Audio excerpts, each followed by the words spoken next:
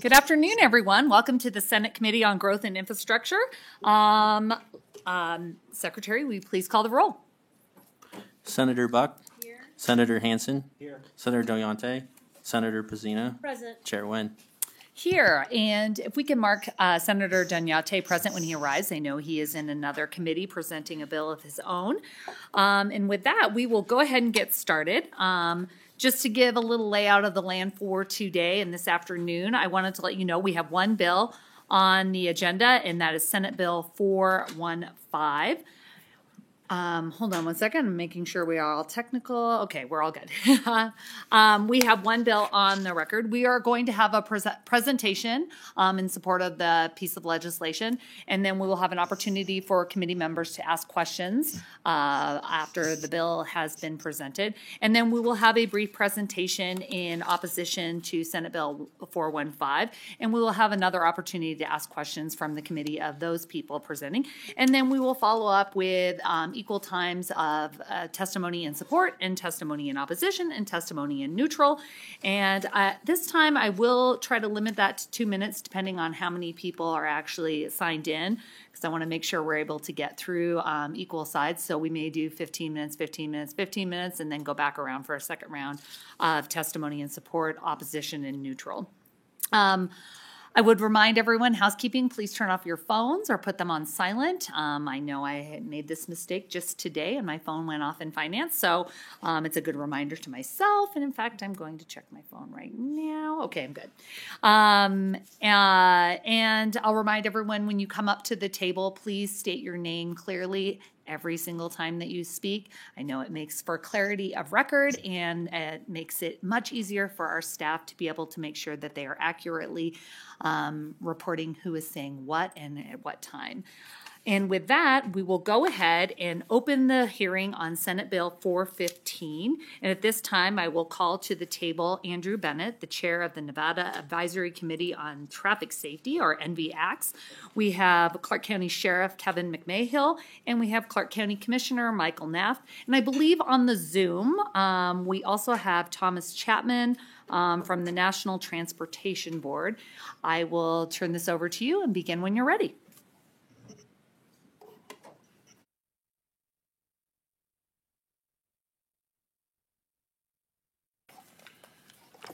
Thank you, Chair. Chair Nguyen, Vice Chair Pezzina, members of the Senate Growth and Infrastructure Committee, good afternoon. For the record, my name is Andrew Bennett, and I'm here exclusively in my capacity as Chairman of the Nevada Advisory Committee on Traffic Safety.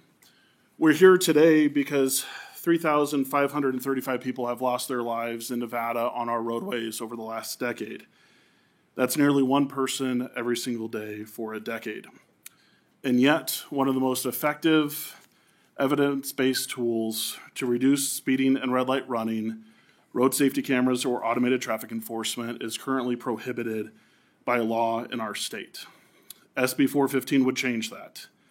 SB 415 would enable Nevada's communities to adopt a tool that's been proven to save lives across cities and states in this country.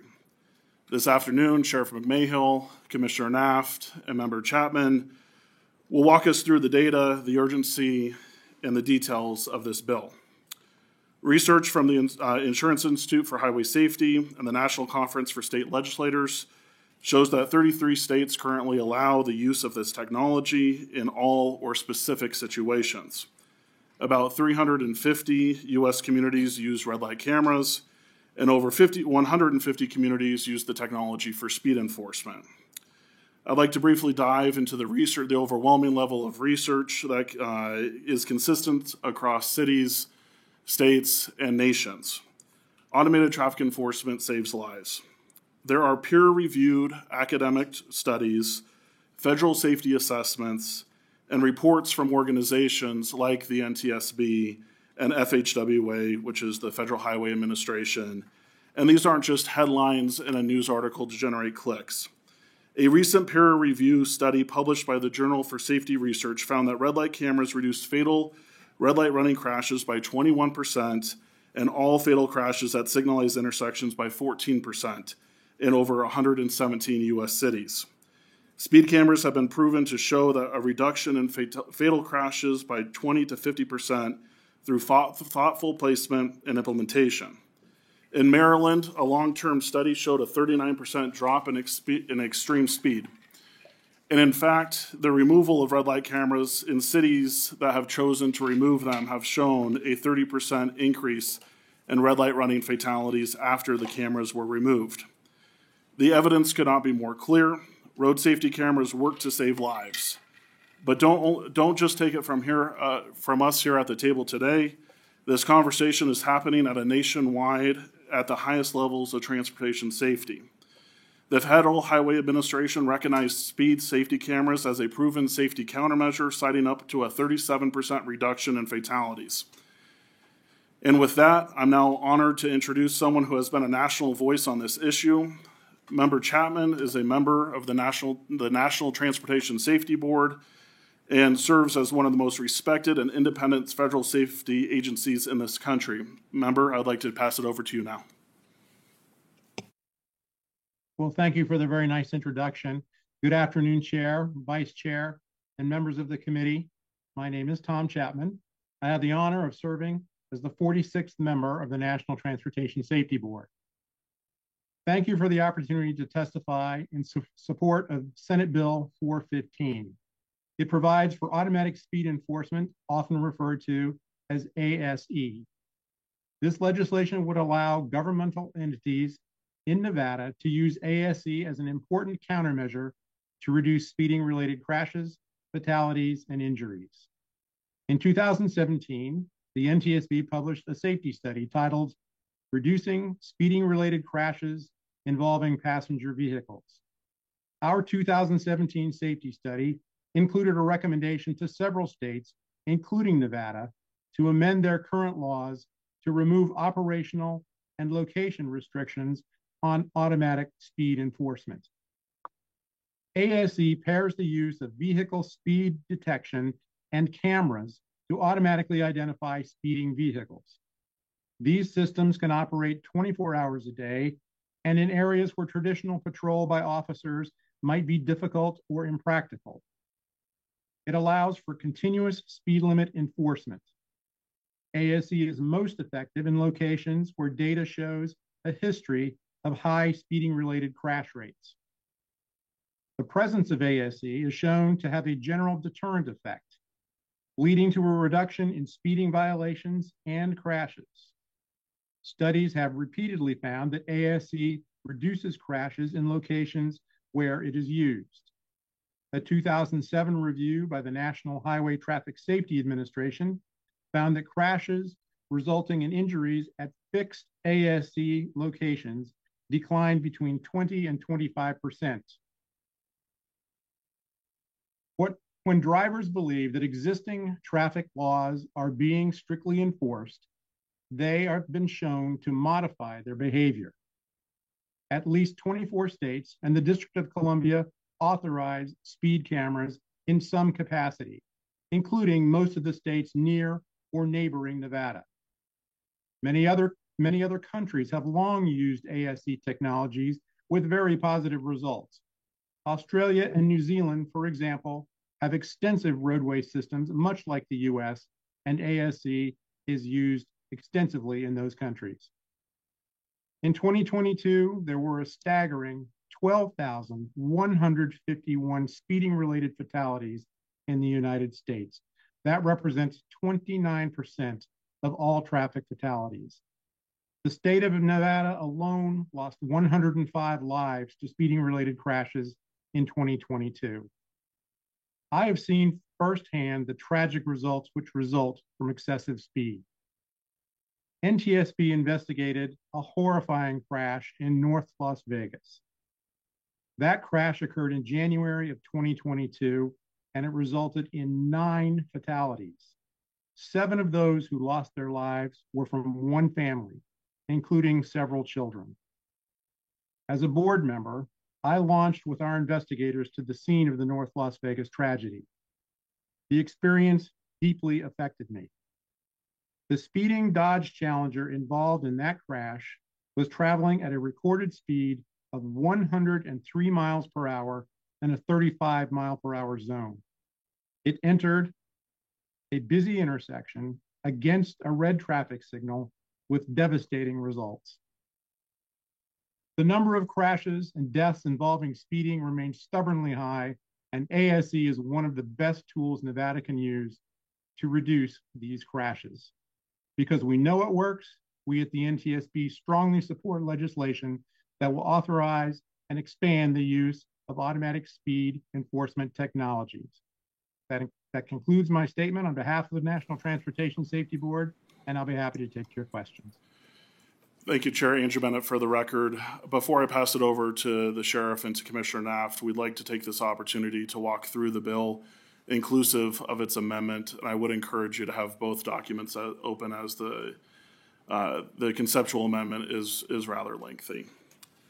Section 1 of this bill of SB 415 clearly states that civil infractions issued through the automated traffic enforcement system do not result in demerit points. These are not classified as moving violations and will not impact a driver's record or license status.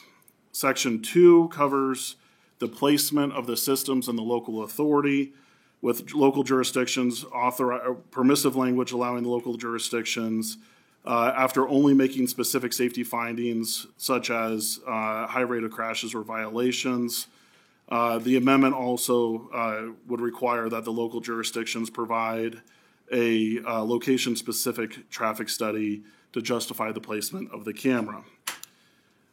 Section 2, subsection 3, originally required a 30-day public awareness campaign before the citations began. We have extended this through the amendment for 60 days, followed by a 30-day period for warnings to be issued. Those warnings would be required to have when enforcement begins, where the cameras are obviously placed, how to contest, and then the potential fine amount and a public information webpage. Also in subsection 3, it requires a general webpage along the same lines. Subsection 4 and 5 of section 2 would require that a police or a peace officer or a qualified government employee would review the citations before they are issued. In the amendment, it clarifies that the citation must be sent within 20 business days of the infraction. Again, that's not automatically triggered. That would be after it's reviewed by a peace officer or a government employee. And then also under subsection 4 and 5, it states that the jurisdiction or a third-party vendor, for the purposes of mailing it, would be able to send those violations. It also, the amendment goes into prohibiting a profit-sharing structure with the vendor. Subsection 7 presumes that the driver of the vehicle is the registered owner, but that section also clearly states the the affidavit process to cover if they weren't the driver. The amendment covers that a in-person hearing would not be required, and that the affidavit may be state that the vehicle was stolen or someone else was driving. Subsection 8 and 9 covers, again, still of section 2, covers that the maximum civil penalty would be $100. And then the amendment covers potential options for the courts for in lieu of payment of community service, waiving administrative fees, and then clarifying that there would be no interest, late fees, or penalties for unpaid balances. This section also covers, subsection 9 covers where the funds would go. The first waterfall of funding would cover the cost of the program. The second part of that any additional funds would be used exclusively for engineering improvements in that jurisdiction. It also, again, prohibits the per-ticket contracts and profit sharing with the vendors. We also included at the end of the amendment a section that prohibits from sharing the ATE data with immigration enforcement officials. Section 3 is basically the language that would allow the use of the technology and removing the prohibition. Section 4 exempts the citations from some of the in-person requirements for the data that is collected in a citation. Section 5 covers the process to contest the citation, including that they have 90 days to respond to the citation, the infraction rather. and they can contest it online, in person, or through the mail. Section 6 aligns with Section 2, subsection 8 of the penalty structure. Section 7 expands the role of my committee, which is the Nevada Advisory Committee on Traffic Safety, to add one voting member representing an organization that's working on fines and fees reform. And then the amendment also forces my committee to create a working group to advise on the deployment of automated traffic enforcement, working with the Department of Transportation, develop model policies, and then require that non-voting community members are participants in that subcommittee. Section 8 clearly states that insurance rates will not go up if you receive an infraction from automated traffic enforcement. Section 9 covers the timeline of effective immediately upon the signature of the governor for the rulemaking and the administrative setup, and then with full program authorization beginning January 1st, 2026. And then at the end of that section, we go into a new section that would be created specifically focusing on the requirements for reporting that the jurisdictions would have to report on and make publicly available, which covers the camera locations, the number of warnings and citations, the types of sanctions and fine amounts, and then the total revenue collected. I know that was a lengthy walkthrough that had a lengthy amendment, but at this time I'd pass it over to Commissioner Naft.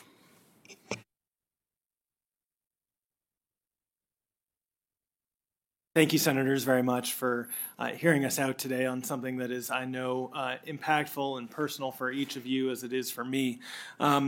My name is Michael Naft, for the record. I am here in my capacity representing Clark County. As you'll hear in testimony, Clark County supports this bill with its amendments, and that goes for our entire board who's discussed this item in public hearings previously.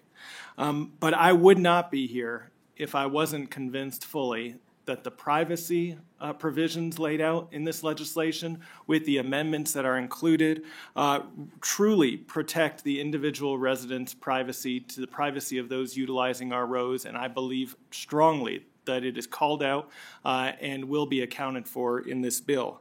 I also would not be here if I didn't fully believe that this legislation and that this technology could be employed and implemented equitably, fairly, and evenly throughout our communities throughout this state. But perhaps most importantly, I would not be here if I was not sick and tired and sick to my stomach of waking up at all times of day, like some of you do, to messages from the two gentlemen to my right reporting on yet another child, parent, father, neighbor, friend who has been killed senselessly without any cause of their own, without any malice on their part, because of two reasons: speed and speed through intersections. That is how people die on our roadways in Nevada, and particularly what we're here to hopefully address with your support. I recognize, as do my colleagues, I'm sure, from the cities who are here today in support of this legislation, that much of the plague on our roadways is at the responsibility and on the shoulders of local government. When you look at a response to a serious injury or fatality, there are a dozen local agencies and departments that respond, whether it's from the onset of the way our roads are designed, engineered, and built, or all the way through the problem to the county-owned trauma center at UMC, to, God forbid, the coroner's office, of course, to the law enforcement agencies and fire departments that are on the scene with 7 or so other departments and agencies. We recognize that a lot of this burden falls on our shoulders. And while the work is not nearly done to fix our infrastructure, to do more from a policy perspective, from local ordinance, and as I said, from an infrastructure perspective, I am pleased to report on some of the progress we've made in recent years. And while I'll speak for unincorporated Clark County, I'm really proud of our colleagues at the City of Las Vegas, City of Henderson, and other cities throughout the state who have put a renewed focus on protecting the lives of, yes, the driver and the passengers, but also those who are not protected by a ton of pound of steel. Those vulnerable road users who walk our sidewalks, catch the bus, and use other ways of navigating our roadways. In Clark County, we are, I believe, the first municipality in the United States to create an Office of Traffic Safety. This office, directed in his full-time capacity by Director Bennett, has been instrumental and recognized nationally for doing something truly unique, which is ensuring that every other department in Clark County understands what their role and obligation is when it comes to traffic safety. And that starts with our Public Works Department in Clark County. The Office of Traffic Safety reports directly to our county manager and county commission, which I hope will assure you of just how seriously we take this issue. We have, through that office and through the priorities of my colleagues, we have prioritized everything from code changes to title changes to ordinance that get at every aspect of this. We have invested in technology. We have invested in personnel. We have put middle school crossing guards at every middle school in unincorporated Clark County. We have listened to the needs of community members who rely on technology in their daily life and have asked that we utilize technology in a way that both protects them but also prioritizes their privacy and the other concerns that I'm sure will be discussed today. I can tell you that when I'm discussing this issue with residents in my district, while there's always a desire to learn more, I can tell you that this is not in line with our pioneering way as a state. We always talk about Nevadans as wanting to be ahead of the curve, at the forefront, pioneers in the West.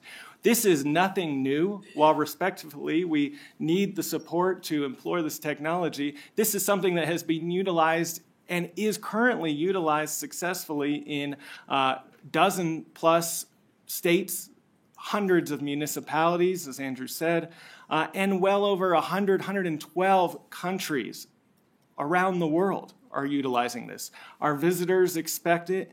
Our residents want to know why we are not doing more and everything in our power to keep them safe. And I believe that this will have and could have a significant impact. But if that doesn't just pull on your heartstrings, like I know for each of you it does, this is a problem for our pocketbook. Those dozen agencies that I told you have to respond to a serious injury or fatality, the 12 plus hours that a small entrepreneur has to have their doors shuttered every time a fatality occurs at the entrance to their business, that is a significant economic impact on this state, a huge burden on our communities and our residents, and that doesn't even get to the high rates of auto insurance and other issues that consumers are facing on a daily basis in our communities. So I stand ready to answer any questions you may have, but I thank you for your consideration, and we'll turn the time over to our Clark County Sheriff, Kevin McMahill. Good afternoon, Chair, Vice Chair, and committee members. My name is Kevin McMahill. I'm the elected sheriff of Clark County and leader of the Las Vegas Metropolitan Police Department. I started policing in 1990. And if I'm going to be frank with you, I'm actually surprised that I'm sitting in front of you today testifying in support of this bill. Quite frankly, I'm not a proponent of big government. I'm not a proponent really of traffic cameras until the last, say, 10 years or so.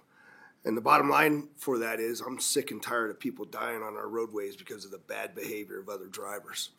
But I want to talk to you just a little bit about just last night, 2 o'clock in the morning, received a phone call of another individual crossing the street in a sidewalk.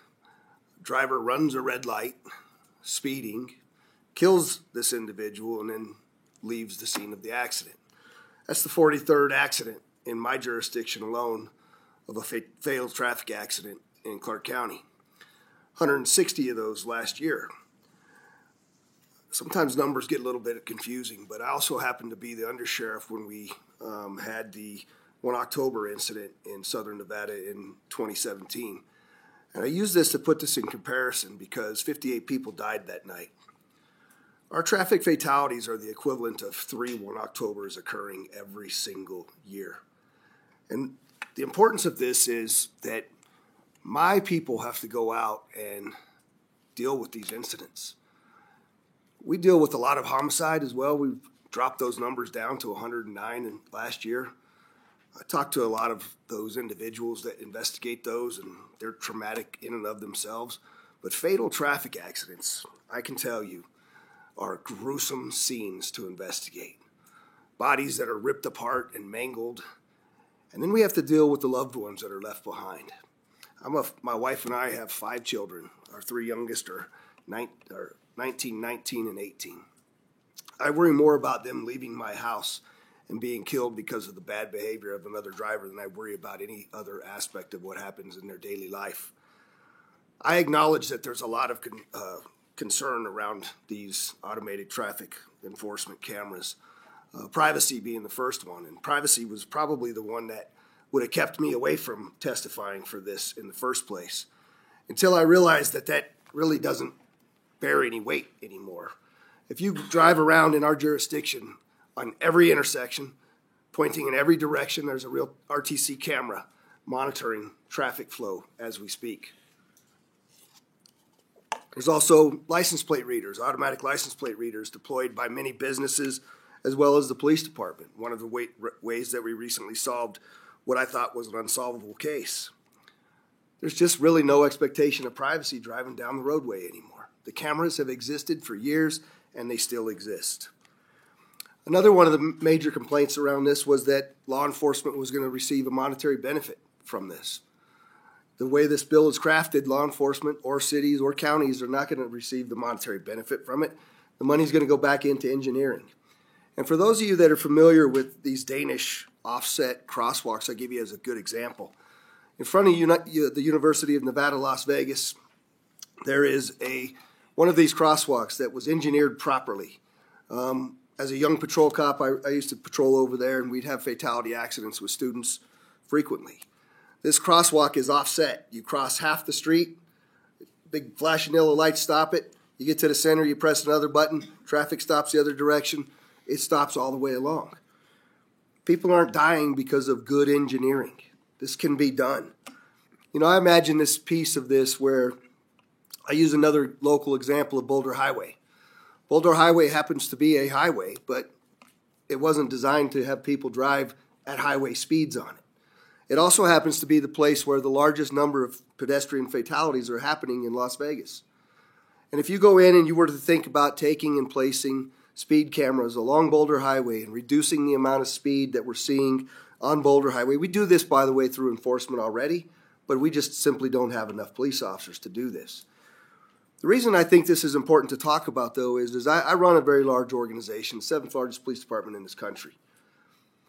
I know what it takes to change the culture of large organizations. And when you talk about changing the culture of drivers' behavior in Las Vegas, we have to do something so that when they decide to get into the vehicle, they're already thinking about how it is that they need to slow down, not go through those red lights, and pay attention. That's the first step in us starting to change some of the bad behavior of drivers. Just this morning as I was driving to the airport, I was passed by individuals doing 85 plus miles an hour on our freeways. We have bad driving behaviors in our community, and we have to do something to stop it, and I believe this is one of the ways to do that. There's also another argument around racial disparities and how it impacts minority communities. I work in those minority communities every single day to make relationship, and I have yet to meet anybody that says to me that they would not welcome at their those traffic intersections where fatalities are occurring in their community. The last part of this I want to just close with by telling you about what this does to my cops as well.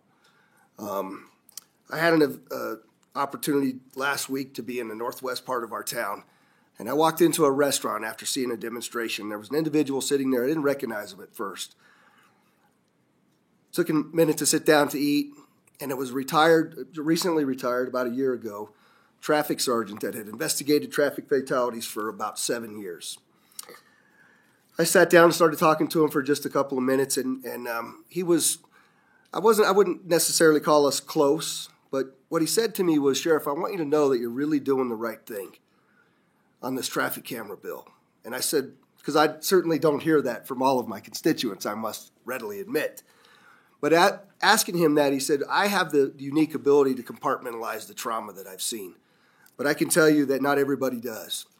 And one of the reasons that I started this Wellness Bureau at Metro was to take care of the heart, mind, body, and soul of my police officers. They see too much, hear too much, feel too much, sometimes smell too much. We have a responsibility as leaders to try to reduce the amount of trauma that they have to see across the board. And that's part of why I'm here before you today as well. Thanks for listening. Thank you, Chair. And with that, we'll be happy to answer any questions. Wonderful. I think we have quite a few questions, so bear with us. And again, if you don't have the answers and you need some time to get those to us, feel free to say that as well. I guess I will kind of start. I know that we are kind of at a disadvantage. I know that my predecessor actually served on NVACS along with Assemblymember Brown May. And so I was recently appointed, but not during any of these conversations. And I know that there was some interim committee work that was done around this, and that this bill arose from that interim committee discussions. And of course, as it would be, I don't think anyone sat on interim growth and infrastructure. So this is all a very much new topic.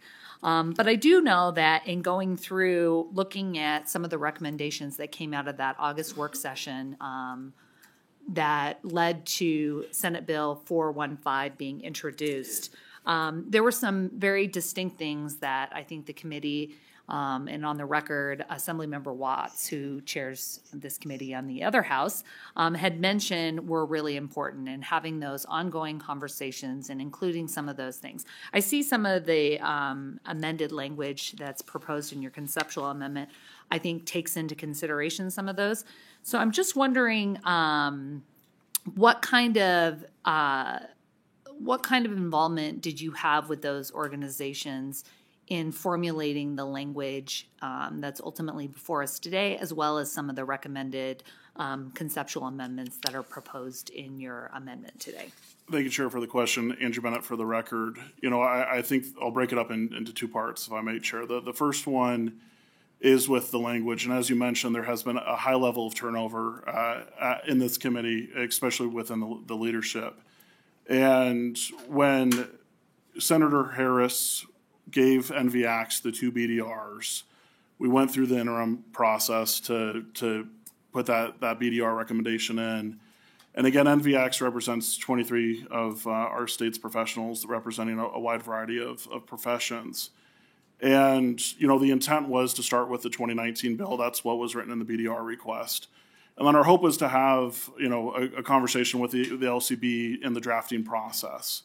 We did not have that conversation with the LCB in the drafting process. It was, I will be the first one to say, the legislation before you today, as not amended, is essentially a carbon copy of the 2019 legislation. And we understand that, there was a desire to have additional conversations. With that said, we are proud that the Fines and Fees Justice Center presented at the Traffic Safety Summit for the first time in November of this year. We've had a scheduled meeting, not before the language was drafted, but I think, some of those recommendations led to the amendment that you see before you. During the interim, there was a policy recommendation that was about 6 or 7 policies long, and I think that the 2019 legislation addressed, we'll say 3 of those. And, again, I will be the first one to say that we wish that the process would have gone better, but we do believe that there was some conversations, but we wish there would have been more, and I'll take ownership of that. I will go. I know we have a lot of questions, so I will start with Vice Chair Pezzina, and then I may have some follow-up. Go ahead. Thank you so much, Chair, and thank you for the presentation today, because obviously this comes to us because you care deeply about safety, so we really appreciate that and all of you being here today. And also thank you for visiting my office earlier. I did, thinking about our conversation, wonder, we talk a lot about speeding, but I don't know if there's any numbers, but I'm curious about the intersectionality of alcohol and drug use and speeding. And if a number of those speeding accidents that we're talking about, maybe they were also drunk driving, or maybe they were also taking an illegal substance. And the reason I ask is, I wonder if someone is driving drunk or on drugs, if being concerned about the traffic enforcement would really stop them at that point. But I'm just curious if you might have numbers. Andrew Bennett for the record. So 51% of Nevada's fatalities involve impairment. I'll be the first one to say that a camera will never stop someone from driving impaired or causing that fatal crash under the influence. With that said, the second largest contributing factors in fatalities in the state of Nevada, and to your point, it's not a clear cut. You can have, the example that the sheriff gave just from this early morning was a pedestrian crossing the street legally. You had someone who ran a red light, who hit and ran. It was a hit and run. They could have been impaired. How do we classify that in Nevada? Is 100% of the crashes are going to be represented in multiple categories. So you can absolutely have a crash that involves multiple behaviors. So with that said, and we're happy to provide the latest crash data. But 30% of Nevada's fatalities involve speed, and we're not talking about 1 or 2 miles over the speed limit, but we're talking about one of the detectives determined that excessive speed was involved. It's about 30%. And then again, with the same answer, with the caveat that multiple behaviors can happen at a crash, just about 35% of crashes happen at an intersection. That's not saying 35% of the fatals involve someone running to the red light. But that's largely going to be classified as someone failing to yield to a traffic control device. Thank you so much. We also had the chance earlier to talk about, the presumption of a registered owner. And, I think a few of us have had discussions, and one of the things I brought up is rental cars. When looking at a city like Las Vegas, where we have so many visitors and so many people who are renting cars, or for that matter, here in Carson City and in Reno, I just wonder the presumption of ownership when it comes to registration. It seems very complex to actually carry this out in certain circumstances. Thank you for the question, Andrew Bennett, for the record. As someone who recently traveled through Chicago, I think 3 times last year, we've seen examples that have been able to be used. Not saying I'm a fan of toll roads by any means, but the same standard is at toll roads. The registered owner or the person using the vehicle is responsible for the vehicle at that time. If you rent a vehicle, you drive through a toll road, you don't pay the toll, the rental company will find you. And I think there's, I've personally, had that experience. With that said, with civil citations, which the vast majority of our traffic code is civil, it's with the equivalent of, I believe that we have laid out the process, and I'm happy to explain that affidavit process, but it's the equivalent to a parking citation. We're not looking for who parked the vehicle. It's the vehicle that's parked illegally, and it's up to the person who was driving that vehicle is responsible for clarifying that through the process.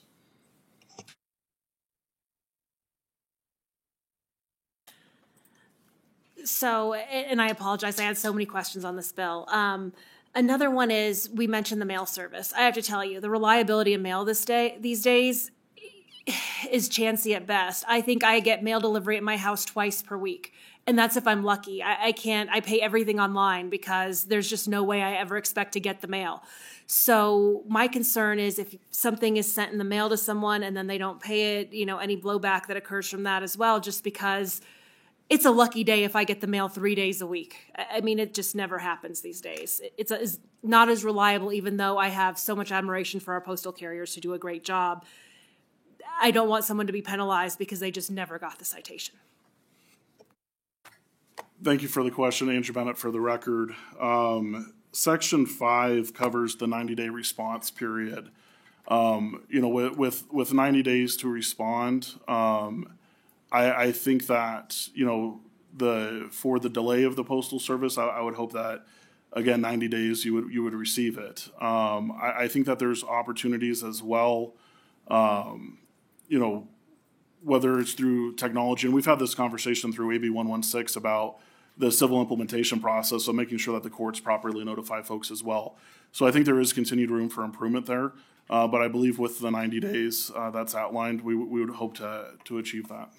I will tell you that I have so much mail that ends up returned to sender that I never got and follow-ups on things. So I think in a perfect world, they might receive that, but it's in the last several years, mail has definitely been more of a challenge. And my last question, so there's a public information campaign, and I saw it's going from 30 to 60 days. What does that public information campaign entail? TV, radio? I was just curious. Thank you for the question, Andrew Bennett, for the record.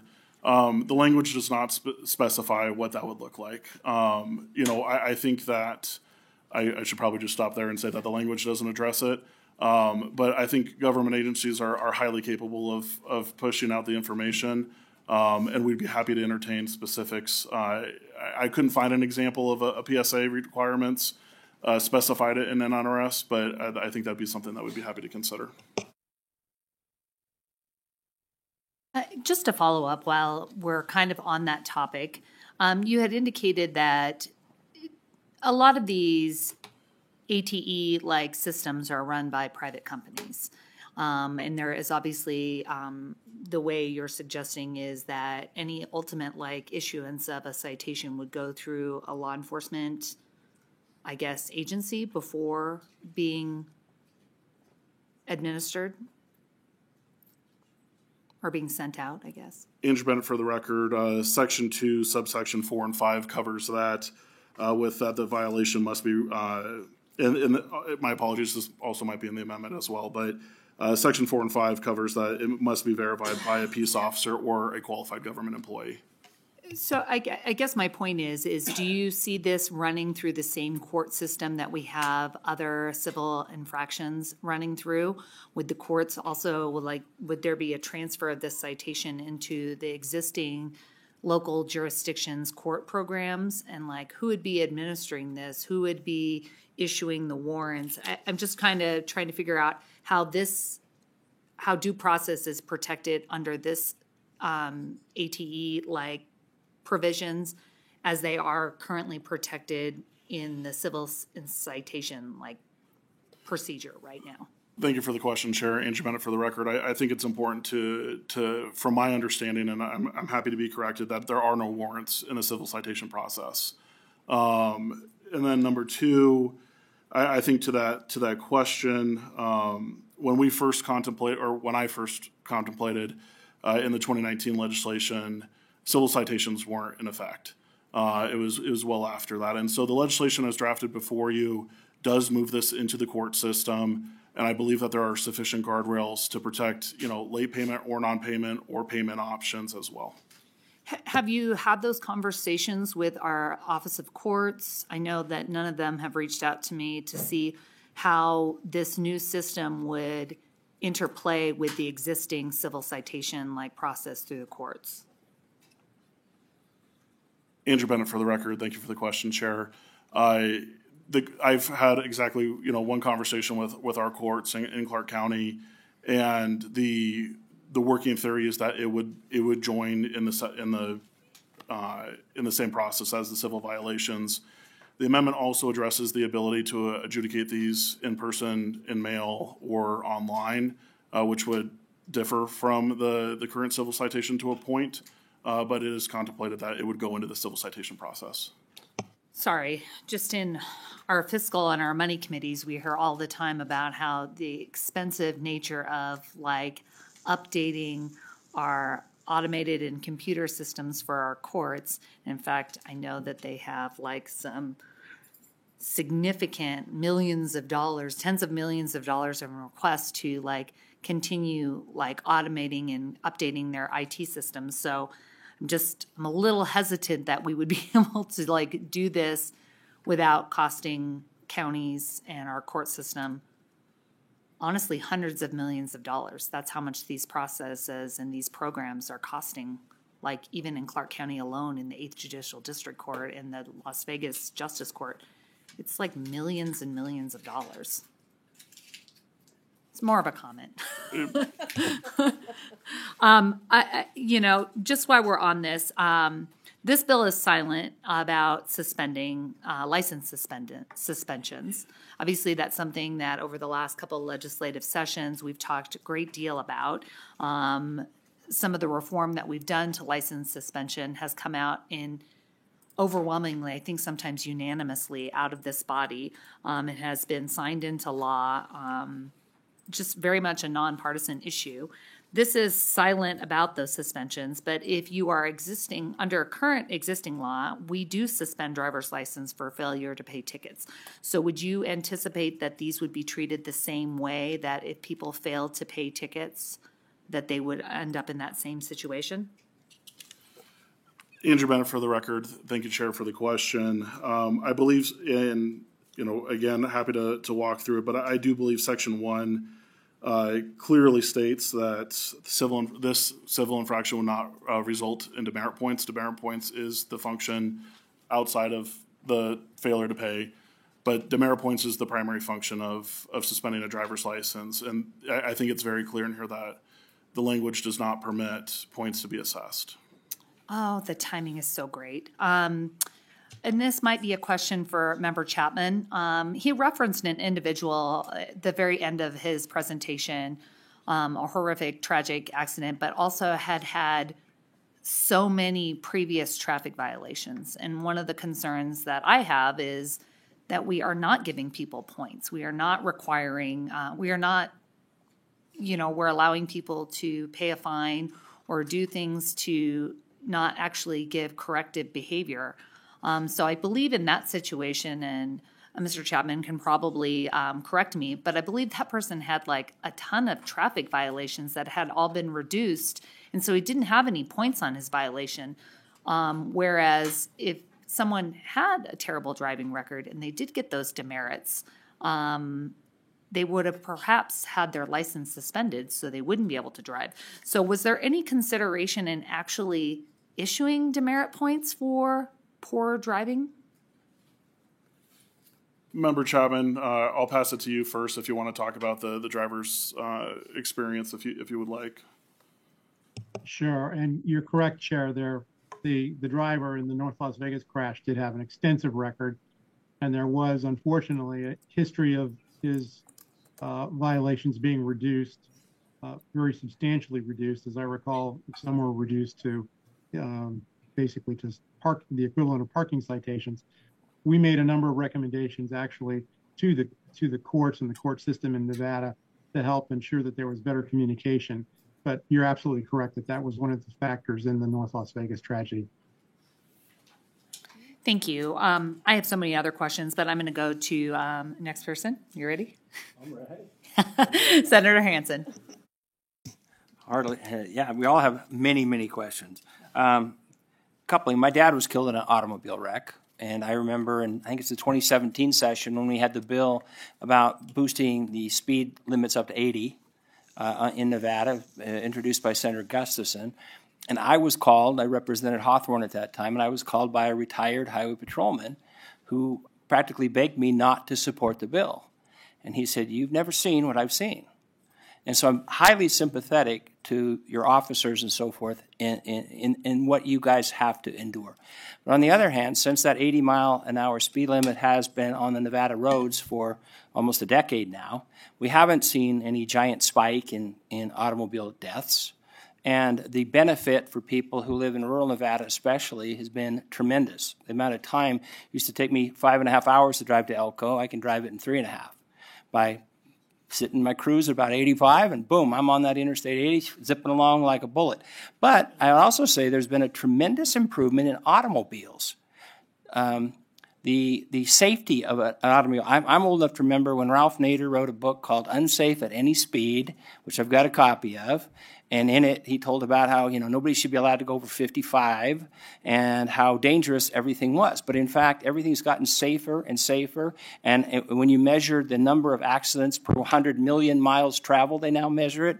And you look at the number of people. If you go down in Clark County, just down there, and I don't know how many. There's a million miles driven a day probably down there. Yet, by your own admission, you only have 350 per year for the entire state. Half of those are from impaired drivers. I mean, when I look at this, what I'm looking at is, in spite of what you guys have seen, the number of miles traveled, the number of people on the roads, the number of fatalities per 100 million miles driven, all dropped dramatically. And I just don't see the absolute need to have automatic red lights trying to slow down people. Now, obviously, the guy that killed the 7 people, this guy he was going 105, I believe you said, in a 35. I mean, I'm sorry, people like that are not going to be impacted at all by having red light cameras there. Obviously, the guy had zero respect for the law. So I'm kind of wondering, as I go through all the numbers, the stats and all that, the level of inconvenience by trying to slow down all of the people who follow the law for the most part, because like all the laws we pass, there's an element of people that don't obey the law. And, if you're already driving drunk, and I will say this too, there's a huge gender bias.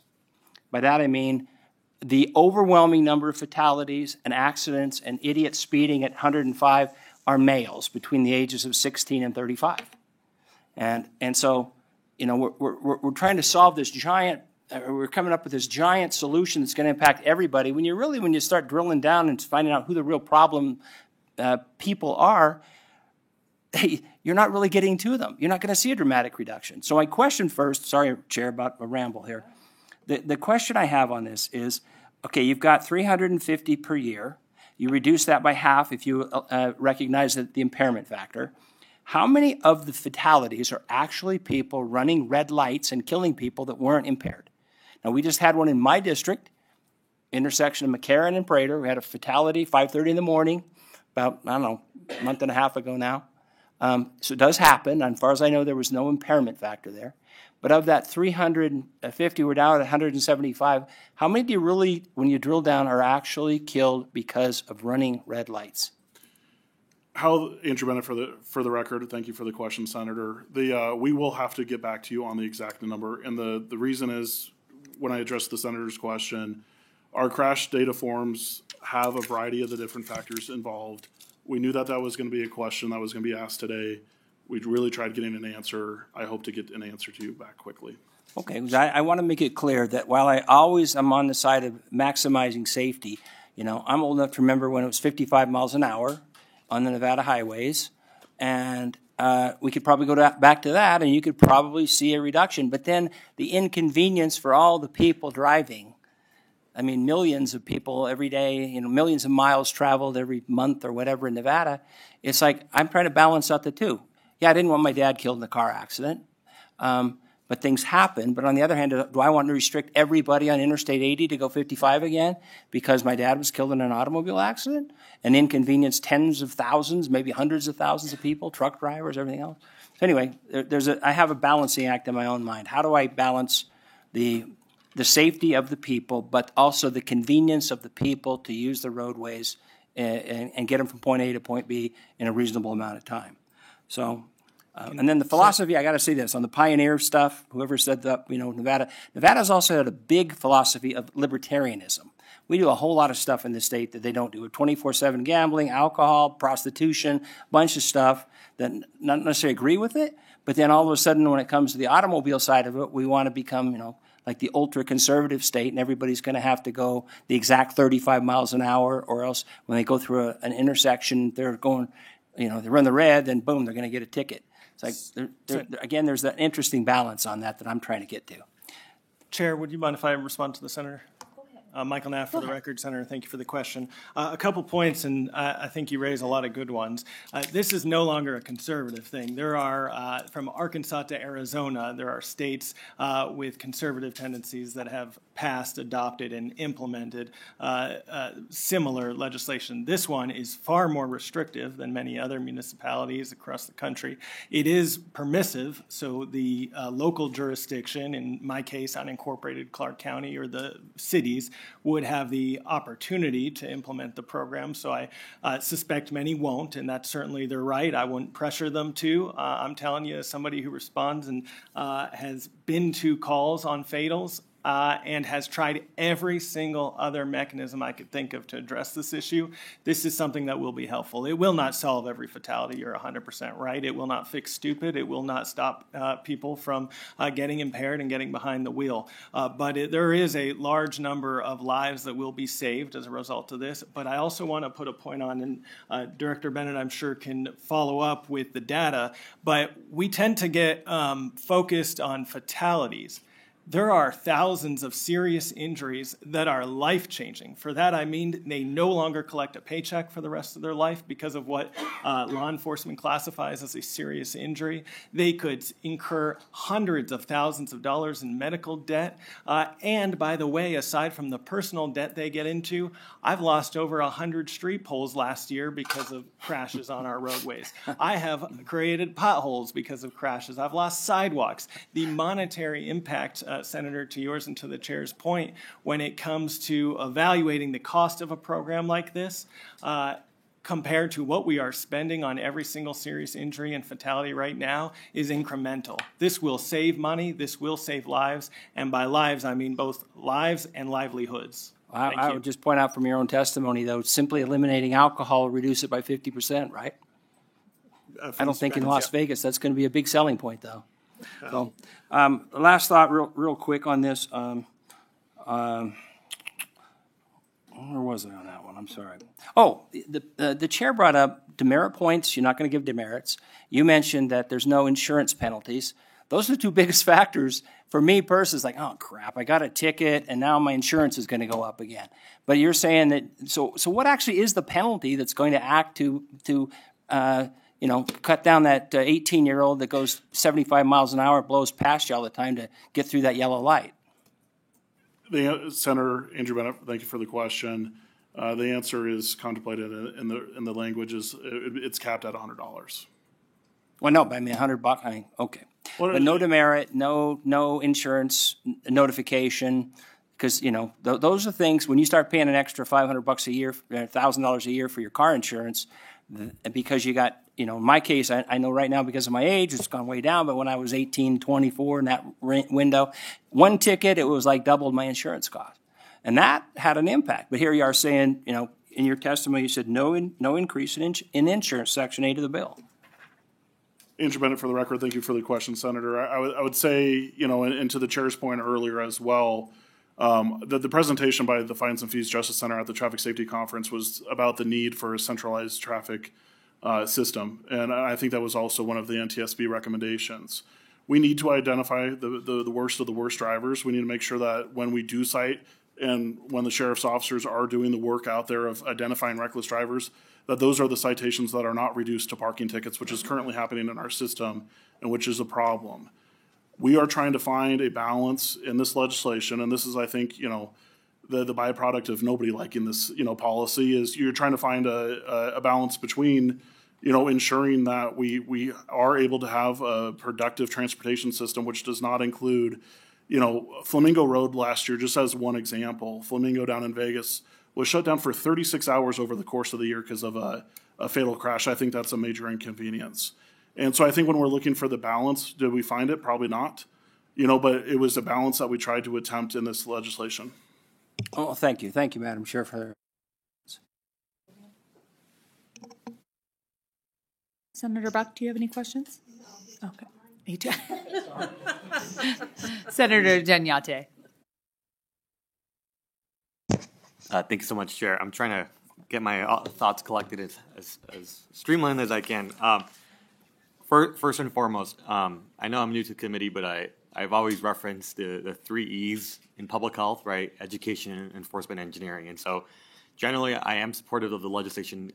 There are amendments that need to be made towards it, right, that can reach that mission. But I think this is fairly traditionally aligned from what we look at in public health. The main, I want to start off just really quickly on recommendations for the amendments so that as you're going through these changes, I think this is important for you to reflect post-hearing.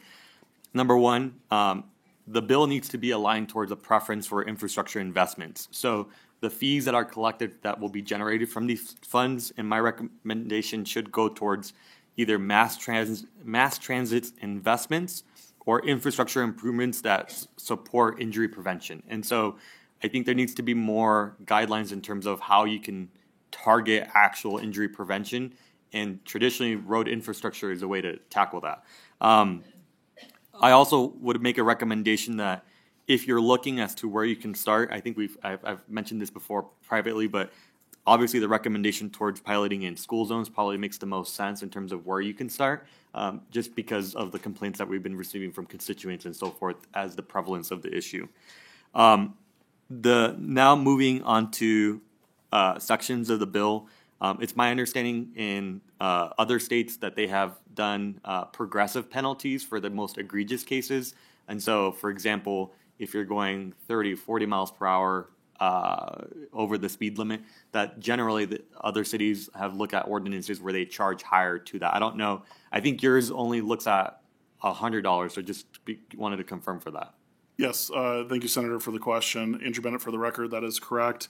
I think it's also important to note that anything over 30 miles an hour would not be able to be enforced by the cameras because it's criminal. Got it. For speeding right now in the bill, I didn't think I saw it, but is there a grace period or a grace level of what miles per hour would be enforced if they were to be taken into effect? So, for example, if you're speeding anything below 10 miles per hour, it wouldn't be counted under the speeding cameras. Is that something that you would be amenable to, or did I fail to miss that? Thank you for the question, Senator. Andrew Bennett, for the record. Section 2, subsection 3, the amendment would be to contemplate a 30 days warning for everybody. But we can talk about what expansion of that would look like. Thank you. Chair, can I do 2 more questions? Of course. Thank you. On section, I'm sorry for going fast. I just want to make sure that all of these are collected. Section 2, subsection 2 of the bill, where you look at where these cameras are being instituted. Again, this is, if obviously take my recommendation with school zones if you want, but if you're going to do it wide variety, then you can make that decision yourself. But section 2, subsection 2 of the bill calls out that you're looking at high traffic areas or areas where there are a lot of fatal crashes. My recommendation / would you be open to at least considering adding a crash severity index towards the language? So in public health, we usually look at per 100,000 population. And so maybe looking at specifically naming that it has to follow either a killed or seriously injured guideline as a primary metric that has to be followed. So making it more population-based versus just saying that it's high traffic. Andrew Bennett, for the record. Senator, I appreciate the question. We use what's called the CAPCO rating. K is fatal, and then it goes down from there. Happy to contemplate what that would look like. Thank you. And the reason why I was recommending that is because when you set the threshold, I think now, right, there's a fear that if you're not, obviously data is important, but if you're manipulating in terms of what that data looks like and there's no protection via state law, I think there's the more gray area that we have is obviously the more concern that I think is more relevant. And Chair, just my last question. I know that there's been conversations in terms of data privacy for individuals and so forth.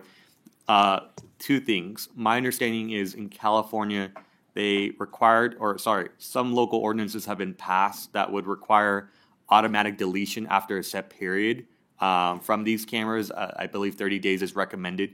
Would you be open to that? And then number 2, I know Illinois passed a law that prevents private companies from profiting off of biometric or identifiable data that has been enacted. So can you speak on more of the privacy provisions and whether or not you would be open to that? Andrew Bennett, for the record, I appreciate the question, Senator. With the first question, I think, I don't know if it could be 30 days. It might have to be at the completion of the program. So if you have 90 days to respond, I don't think deleting the picture 30 days would help. So if we could look at that timeline, absolutely. And then for privacy, of course, yes. Oh, I'm going back for round 2. Kind of rapid fire questions regarding section 2 of this bill that talks about where these automated enforcement devices are to be placed. One of the sections talks about where traditional traffic methods have failed to deter violations. Like, what does that mean? I don't know. Is a traffic device enough? Like, who's setting those kind of parameters on what traditional traffic methods have and how they've failed? Thank you for the question, Chair. Andrew Bennett, for the record. So my answer is going to be in a different subsection, so bear with me for just a second. I did fail to mention a rather significant component of this bill, which is requiring standards from the Department of Transportation. I believe that there's representative of the Department of Transportation that will be able to come up in neutral to answer some of these questions. But when we talk about protections, the intent of Section 2, subsection 9, with the development of those standards, though that would and I know this isn't the favorite answer of, that would be worked out through the NEC process, through the development of regulations. But that is the intent of, that would be addressed in those development of regulations. And that's kind of what I was getting at, because there's lots of definitional things that would need to have to go through that rulemaking and definition making through the NAC program.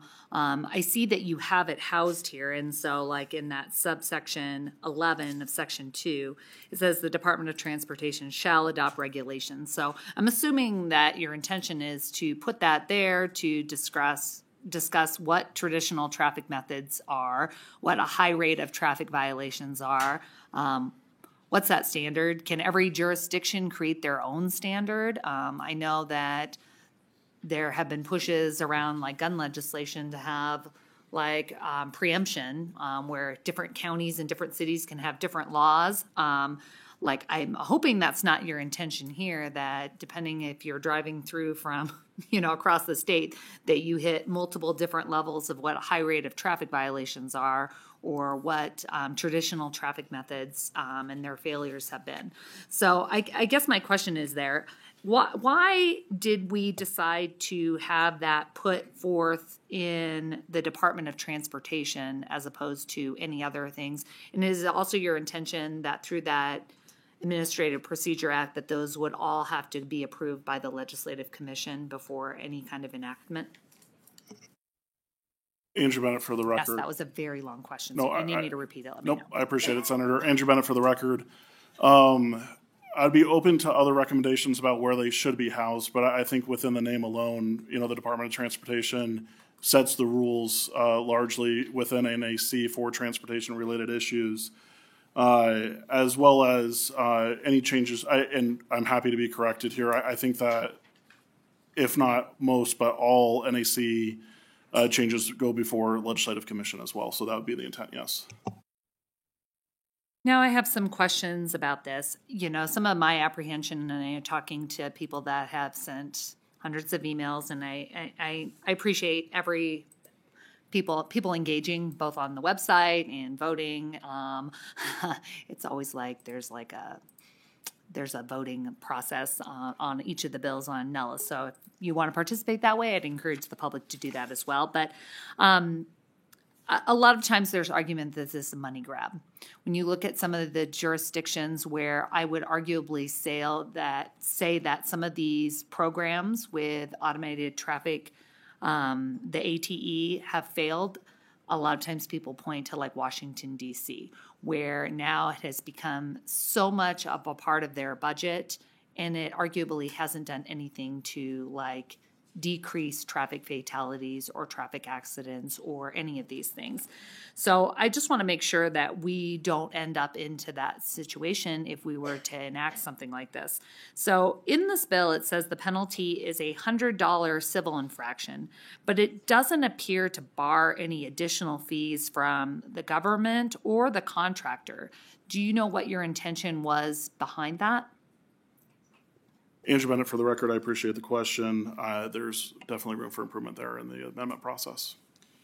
And I know we've tried to move away during our last legislative session. We moved away from funding our government with traffic citations, which I think is a positive policy that we should be doing. And so I'm just concerned because even the amendment that you have proposed allows for the charging of an administrative assessment. And even with the amendment, that money still goes to law enforcement. Like, I feel like that is, I think you're setting up, it seems like a conflict of interest, and it doesn't seem to be in alignment with what you're purporting that this would be invested back in the infrastructure piece. No, I appreciate that. And before I pass it over to the commissioner, three parts there, I would say. The first one is with the administration fees. To your point, earlier we discussed the struggles of the courts. There are set adopted regulations when it comes to fees with the civil process. I don't believe it would be possible to have a zero fee structure in the courts. I don't think that's realistic. Again, happy to have conversations about, what best practice there could look like. The second one is, with Section 2, subsection 9, with the waterfall funding, it is our recommendation that we completely eliminate any reference of law enforcement there, so that it would exclusively go to the engineering component of building better infrastructure. I think I know I would feel more comfortable if there were more guardrails in this piece of legislation to protect against overfining, overfeeing, making sure that there's more than just a generic response that this is. Just generally as a policy, I know I also have concerns that I think there are certain aspects of government that we should not privatize.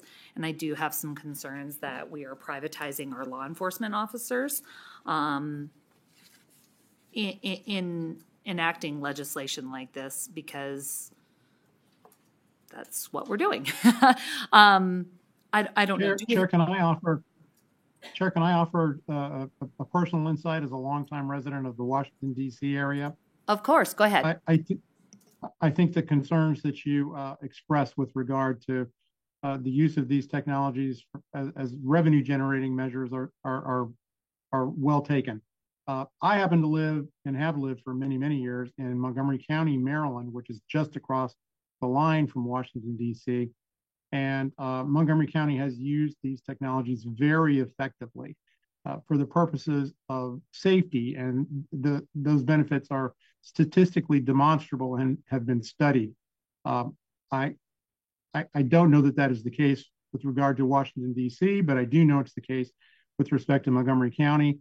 And so I think the priority really has to be, as you were saying, that these have to be used for safety purposes, not for revenue generating purposes. Thank you. I appreciate that. And I know you guys are working hard to try to figure out how we can accommodate and put some protections in for our communities around some of these things. I know I'm gonna refer to the do you see any constitutional issues when it comes to, I'm going to refer to it as the snitching provision in Section 2. I know I've had people talk about how this will affect fleet vehicles. We've talked about rental cars, talking about construction companies and other plumbing companies or people that have like company vehicles, and how that might impact them. Like, is it the company that's cited? How does that work? Is it incumbent on the company to turn in their employee that was driving that car on any given day? If I'm driving and my spouse is driving, do I have to turn them in as the person that's the guilty party? What are some of those things where we're shifting the burden from, in traditional law enforcement and our traditional justice system, there's a burden shifting that has taken place with the provisions of this bill, and are you open to addressing that or how that would work? Andrew Bennett, for the record, thank you for the question, Chair. I think the simple answer would be yes to your last point of working through how that would be addressed.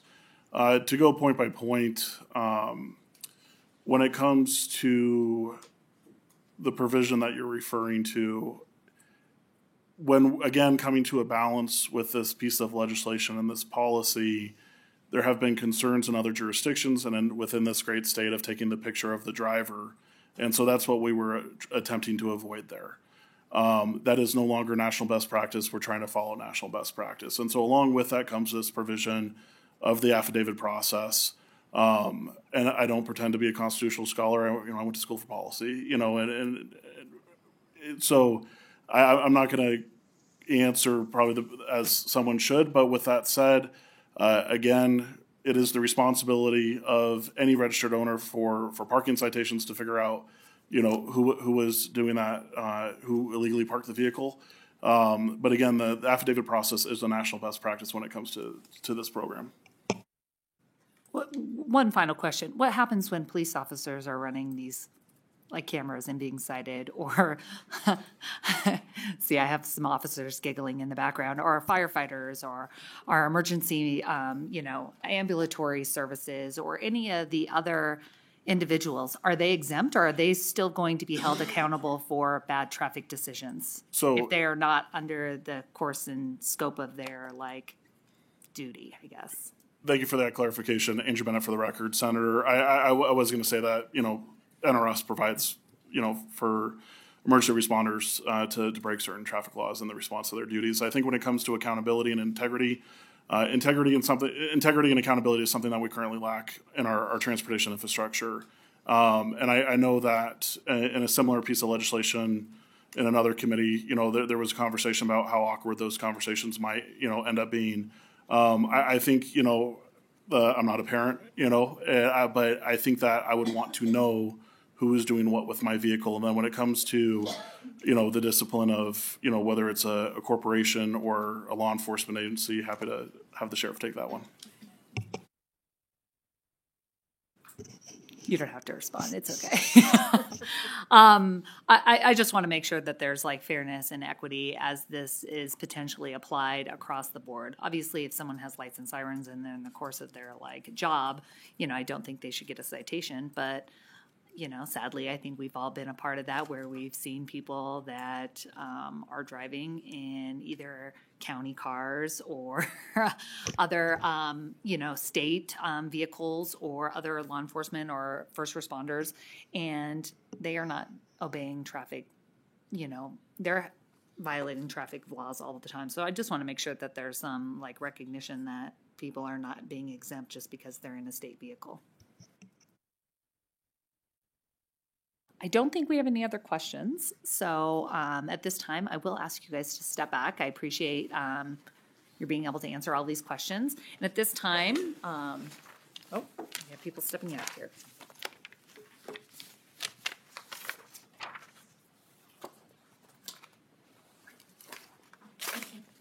At this time, as I had indicated before, we are going to have a brief presentation, a joint presentation from Fines and Fees Justice Center, the American Civil Liberties Union of Nevada, and the Clark County Public Defender's Office. So if you can all come to the table, and again, I will remind you, just as I've reminded previous presenters, please state your name before speaking and go ahead and begin when you are ready.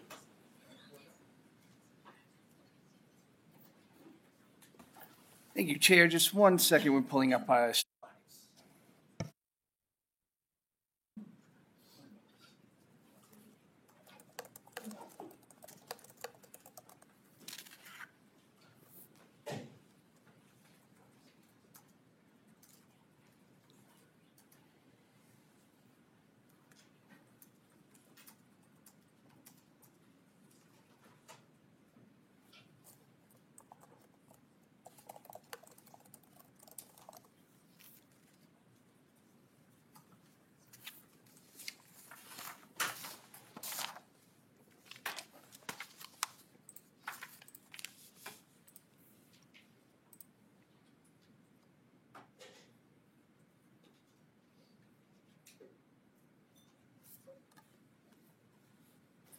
All right. Thank you, Chair and committee members. My name is Nick Shepak, N-I-C-K-S-H-E-P-A-C-K. I'm the Nevada State Director of the Fines and Fees Justice Center. We want to thank you first for allowing us this opportunity to give this presentation. We also want to thank the proponents of the bill for the amendment and for reaching out to us prior to this presentation. I'm going to jump in and I'll be moving fairly quickly to try to keep us under time. But one thing I wanted to mention right off the bat that came up in the last presentation is Nevada suspends driver's licenses for demerit points at one of the lowest rates in the country. Between January 1st, 2023 and the end of May 2024, we had 121 demerit point suspensions, but 4,700 failure to pay suspensions and 6,500 failure to appear suspension. So we are not currently getting bad drivers off the road, just individuals who are unable to pay. So how did we get here? We'll run through a quick timeline. Starting in 2019 legislative session was the last time we saw a bill on automated traffic enforcement. I highly suggest that everyone watch that hearing. Many of the same concerns that were raised today were raised last time, and I'm not sure that we have quite learned as much as we should at this point. But on March 13th, 2025, in the interim growth and infrastructure, this is when Fines and Fees Justice Center presented our ATE presentation as well as the other ATE presentation. Vice Chair Watts asked specifically if the proponents of this bill would work with us on the front end. The answer was yes, absolutely. Well, they received our emails, and I did participate in a symposium. Our first real conversation on this bill happened last Thursday. Also during that presentation, pilot programs were talked about 11 times, and we're moving straight into a full enaction of this law. Again, in July 17, during the interim, there was a meeting where they showed the areas that had the highest crash rates. We presented that our concerns that these tended to be in low-income areas and areas in communities of color, and if that is the metric to put up cameras, there will be a disproportionate impact. On the August 29th, there was a vote to draft the bill, and this was the exact language: drafting of a bill on traffic safety infrastructure that creates safer streets for all users and focuses on high-impact areas, as well as authorizes the installation and use of road safety cameras. We're missing the first half of the bill. The intent during that interim was that we would have a robust infrastructure piece to this piece of legislation, and unfortunately that has just never materialized.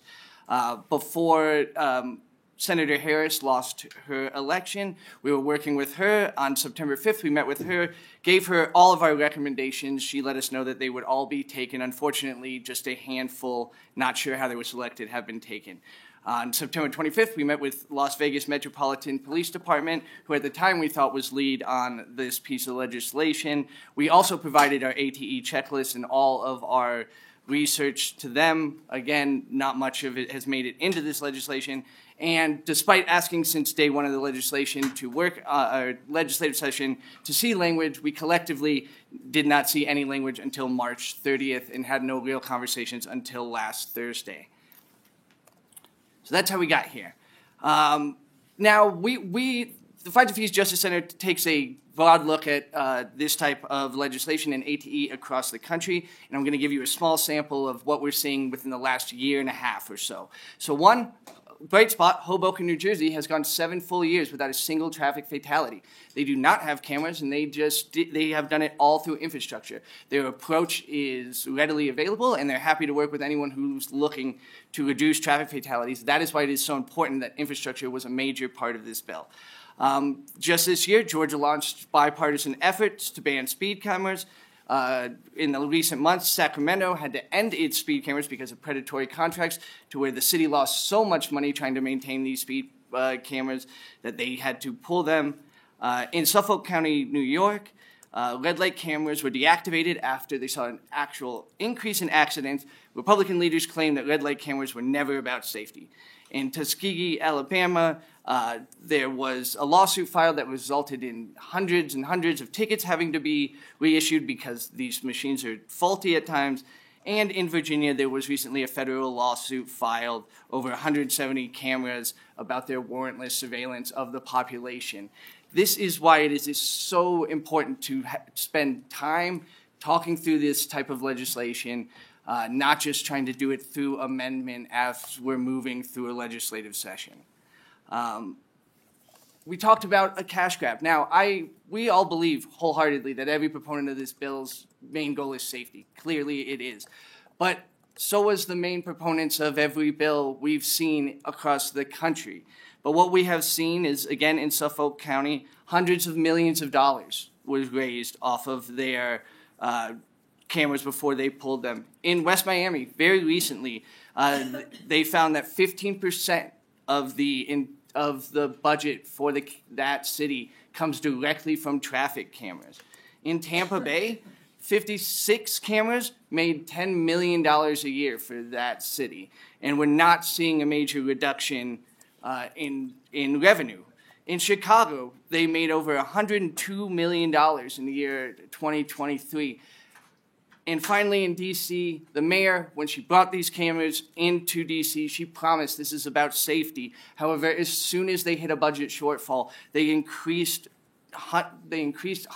with hundreds of cameras to fill that budget. It is now a running line item. It is very difficult for this money to not become addictive to local governments, especially if you hit hard economic times and you really need to be careful in this legislation. So before I pass it over, I'll just say discussions on this bill really should have been happening for the last year.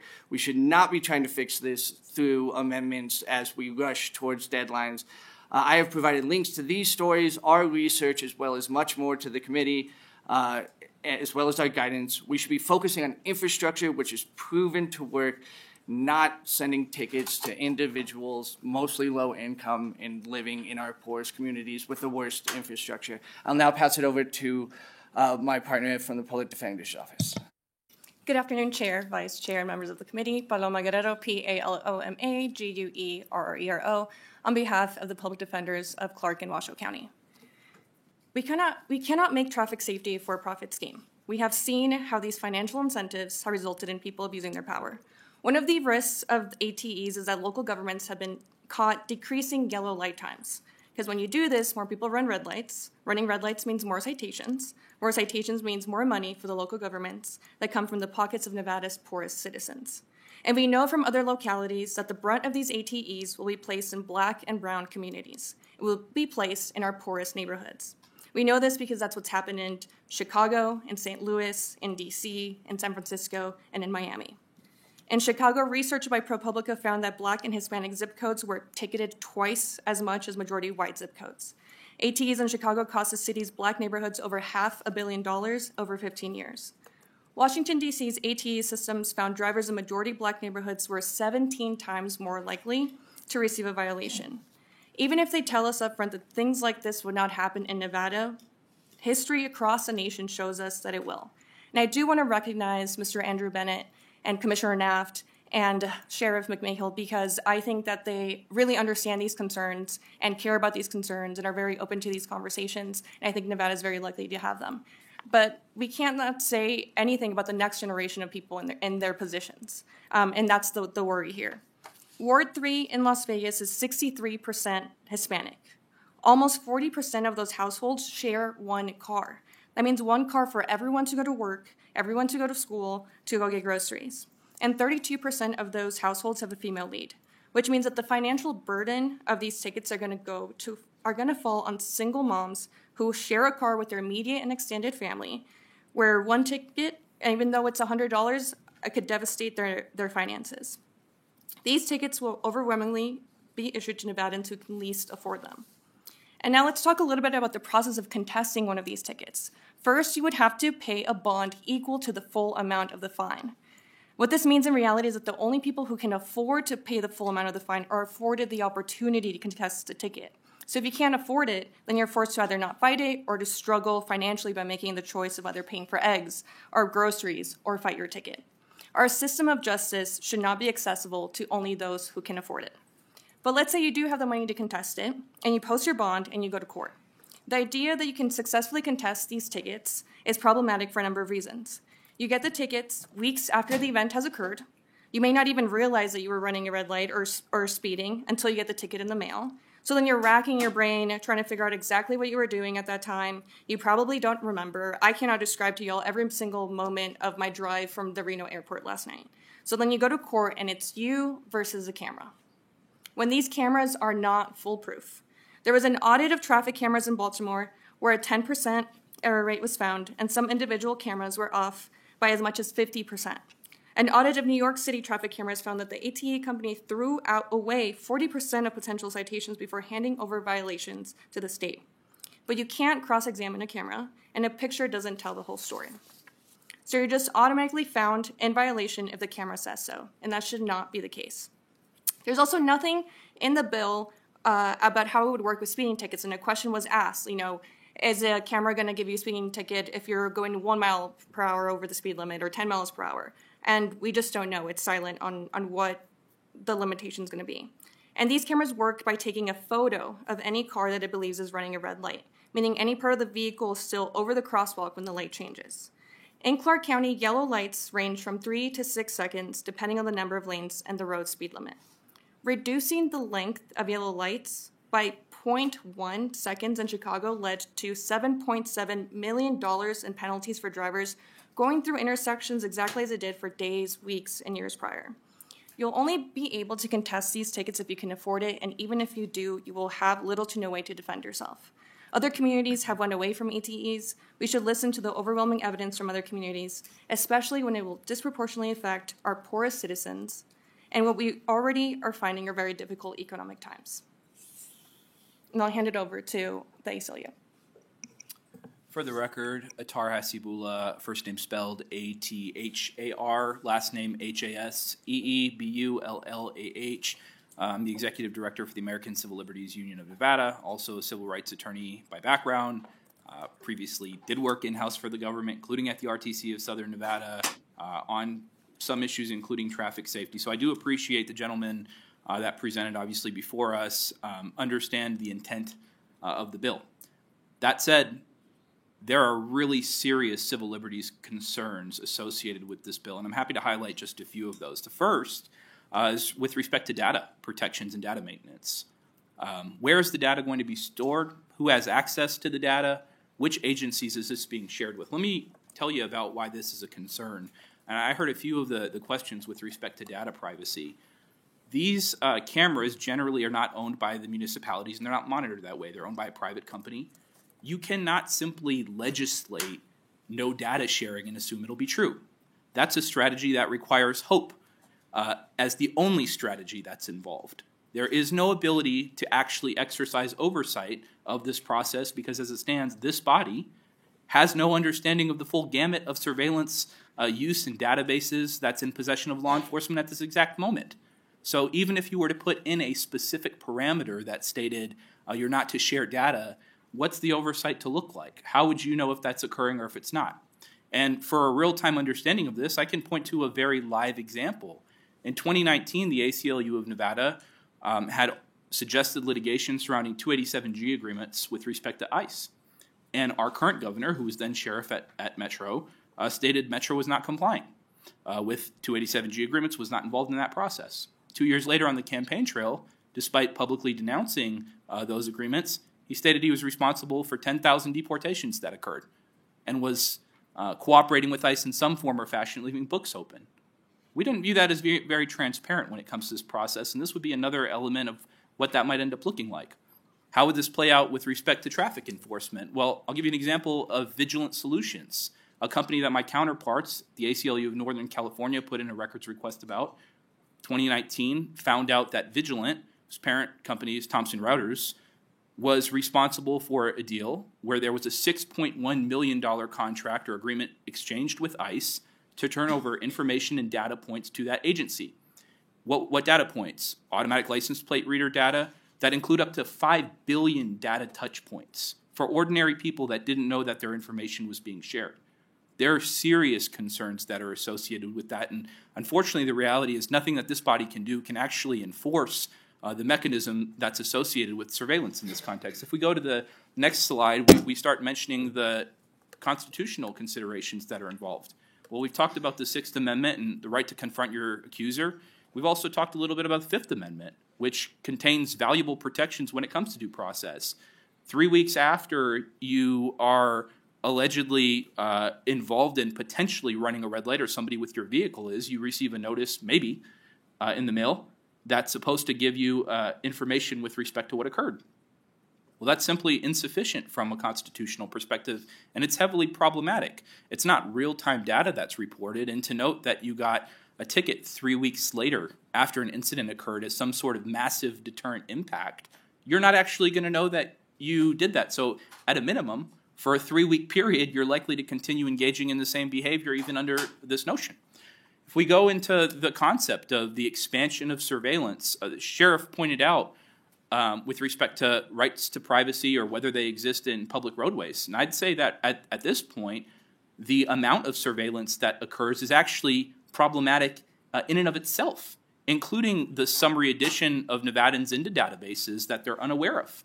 This is a mechanism to continue to expand that surveillance. I've also heard things like your phone can track you, your car might be able to do that. The last I checked, for law enforcement to do that, you needed a warrant.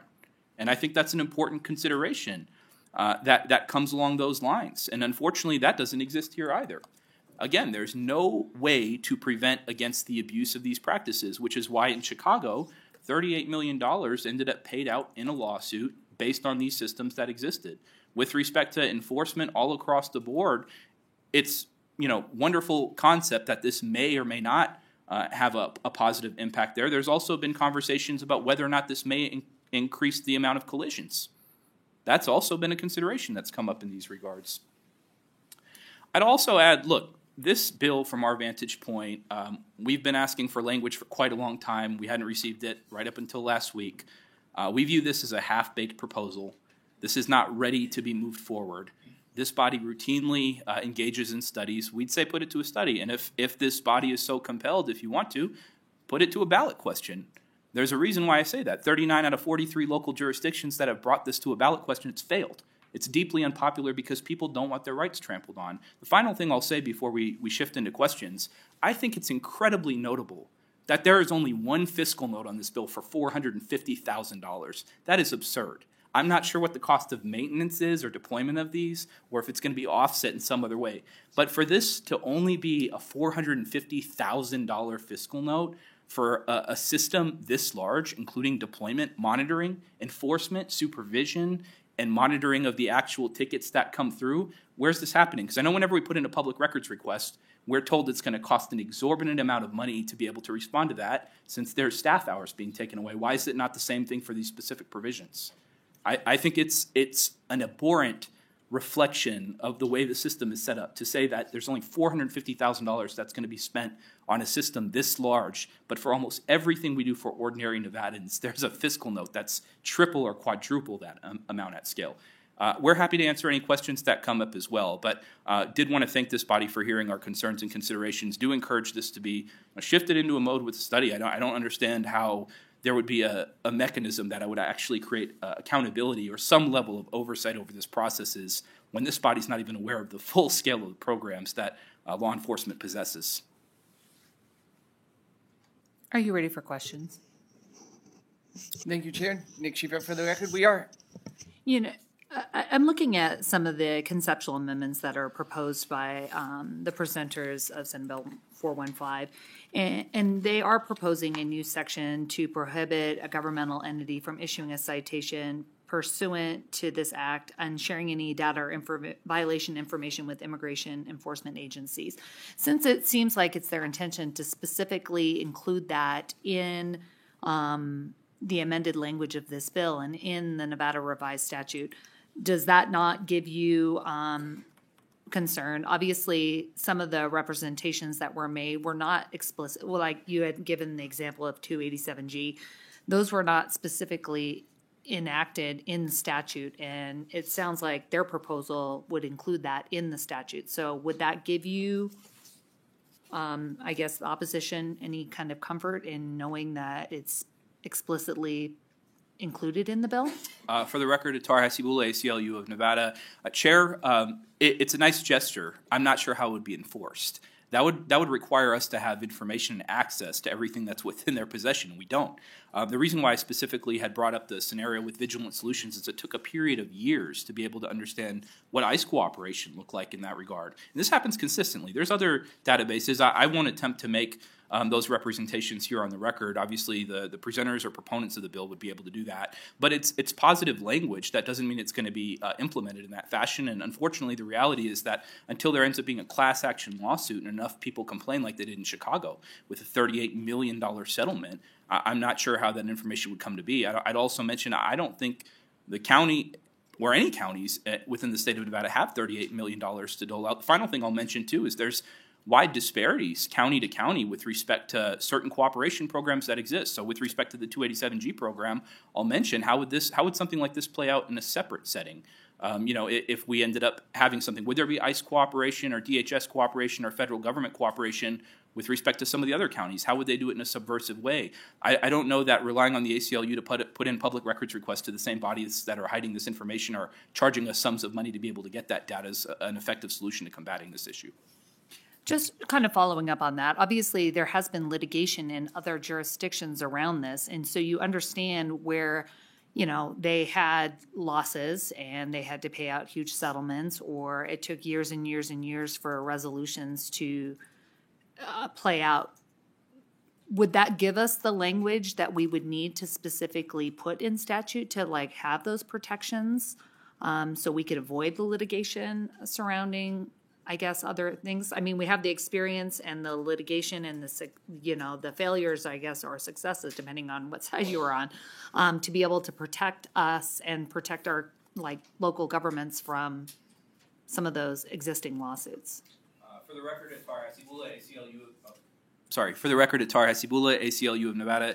Chair, with respect to that point, I don't believe that the language would be able to mitigate it against the harm. I've worked with Sheriff McMahill on a number of issues, had the opportunity to work with Commissioner Naft, have known Director Bennett for a number of years. I take them at their word when they say that they won't engage in harmful decision making. Unfortunately, the way state laws works is once this is implemented and they're no longer there whenever that should be, there's a whole potential for misuse of these processes, and that's why I specifically brought up the fact that we had already had this issue come up where we have been in a situation where we recognize that someone is not cooperating. And unfortunately, the reality from a harm perspective is when somebody falls within that gamut, whether they're charged, whether their information is shared with the federal government, or anything else, it's problematic for any number of reasons. Do you have any questions? Anyone have any questions? Go ahead, Senator Hansen. Actually, well, I'm sympathetic to most of what you guys are saying. One thing I'm always bothered by is the lack of observation of a tremendous gender bias. You mentioned minorities, but you never mention the fact that it's incredibly disproportionate male that gets these citations. Now, I think everybody kind of laughs at that, but the reality is males disproportionately commit the crimes. So why you don't apply that to gender bias, you always do on the minority thing whenever it involves the police. I always think that's very unfair. I think that the police often work disproportionately in minority neighborhoods because there's a disproportionate amount of crime committed in minority neighborhoods. And so when you have a presentation where you use those kind of like the cops in Vegas are 17 times more likely to give somebody who's black a ticket or whatever, I don't think it's a proportional, fair way to represent it. So I want to get that on the record because if you're consistent, you'd say, well, there's also clearly a disproportionate amount of tickets being issued to males. But then we all agree males are the ones committing the crime. The other thing that came up was the whole ICE thing. I'm not sure how that got drug into this, other than they actually said they were excluding it from any enforcement mechanism. And as you point out, well, how do we know that for a fact? But the reality is it's very odd to me that we're sitting here talking about enforcing laws. President Trump was elected in Nevada on an immigration platform, yet we're sitting here criticizing law enforcement for basically doing what the citizens of the state of Nevada said they wanted done. We have literally millions of people lining up to enter our country legally, and they're not being allowed in because we already have too many people illegally, and then we want to have amnesty for those people, while at the same time we're denying the people that are actually trying to follow the rules and enter the country that opportunity. So the whole ICE argument really, I don't understand how that got drug into this to the level it has. You're bringing up, well, should they cooperate, shouldn't they? If you're a law enforcement agent, you should cooperate with law enforcement agents that are trying to enforce law. I don't understand why that's even a debatable point. Anyway, your thoughts? Yeah, for the record, Tar Hasibullah, ACLU of Nevada, if I may go directly to the member. Senator Hansen, with respect to the initial point in respect to disparities in data, or disparities in the number of tickets, the reason why that specific portion was mentioned with respect to racial or ethnic data is because that's actually been concentrated, and you can actually assess those locations in terms of enforcement based on the deployment of the cameras themselves. So when we mention there's a disproportionate impact on specific minority communities, including with respect to whether it's this or any of the other enforcement mechanism, it's the way that policing is conducted within these areas. To my knowledge, we don't have significant majority/minority breakdowns with respect to gender as it pertains to specific districts. Most often these are in mixed neighborhoods, obviously, where you're going to have a near equal proportion of men and women. So the reason why we mention that is because the actual deployment ends up occurring in specifically concentrated communities and or neighborhoods where you may have a different group that may make up the majority concentration. With respect to the ICE question that you brought up, regardless of folks' views on immigration, and again, you may have a different viewpoint than me, The main point that I'm emphasizing is that deal with Vigilant Solutions was not made public. It was required for a private actor like the ACLU to FOIA those records because there was no understanding that that information was being shared. Now, I understand there's some that may want to turn over all information that's collected to the federal government. That's not in line with the ACLU's position. We want to turn over next to no information to the federal government. So while there's, as you mentioned in your remarks, a very strong libertarian stance in Nevada, I think for those of us who are civil libertarians, you'll find few more than me that want to refrain from sharing any information with the federal government, and that includes when it comes to automatic license plate readers as well as anything else that has to do with these records being turned over and placed in the hands of federal government officials. I got it, but I also would point out that you guys used Chicago, Illinois as one of your specific examples, which was run at black law enforcement, black mayor. You still showed substantial disproportionate impacts on black communities in one of the most black-run communities in the United States.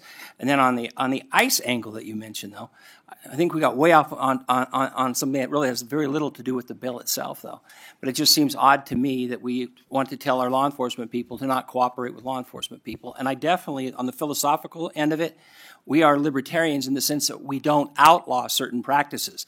If it's outlawed, then we want the law enforced. But we actually have very libertarian laws in that we don't outlaw it. But if it is outlawed, we do enforce that law, and we encourage our law enforcement people to do that. If we want to change that, we come back here, and we argue about it, and then we decide what the laws should be that our law enforcement people enforce. But their job is to enforce the law. That's why they're called law enforcement people.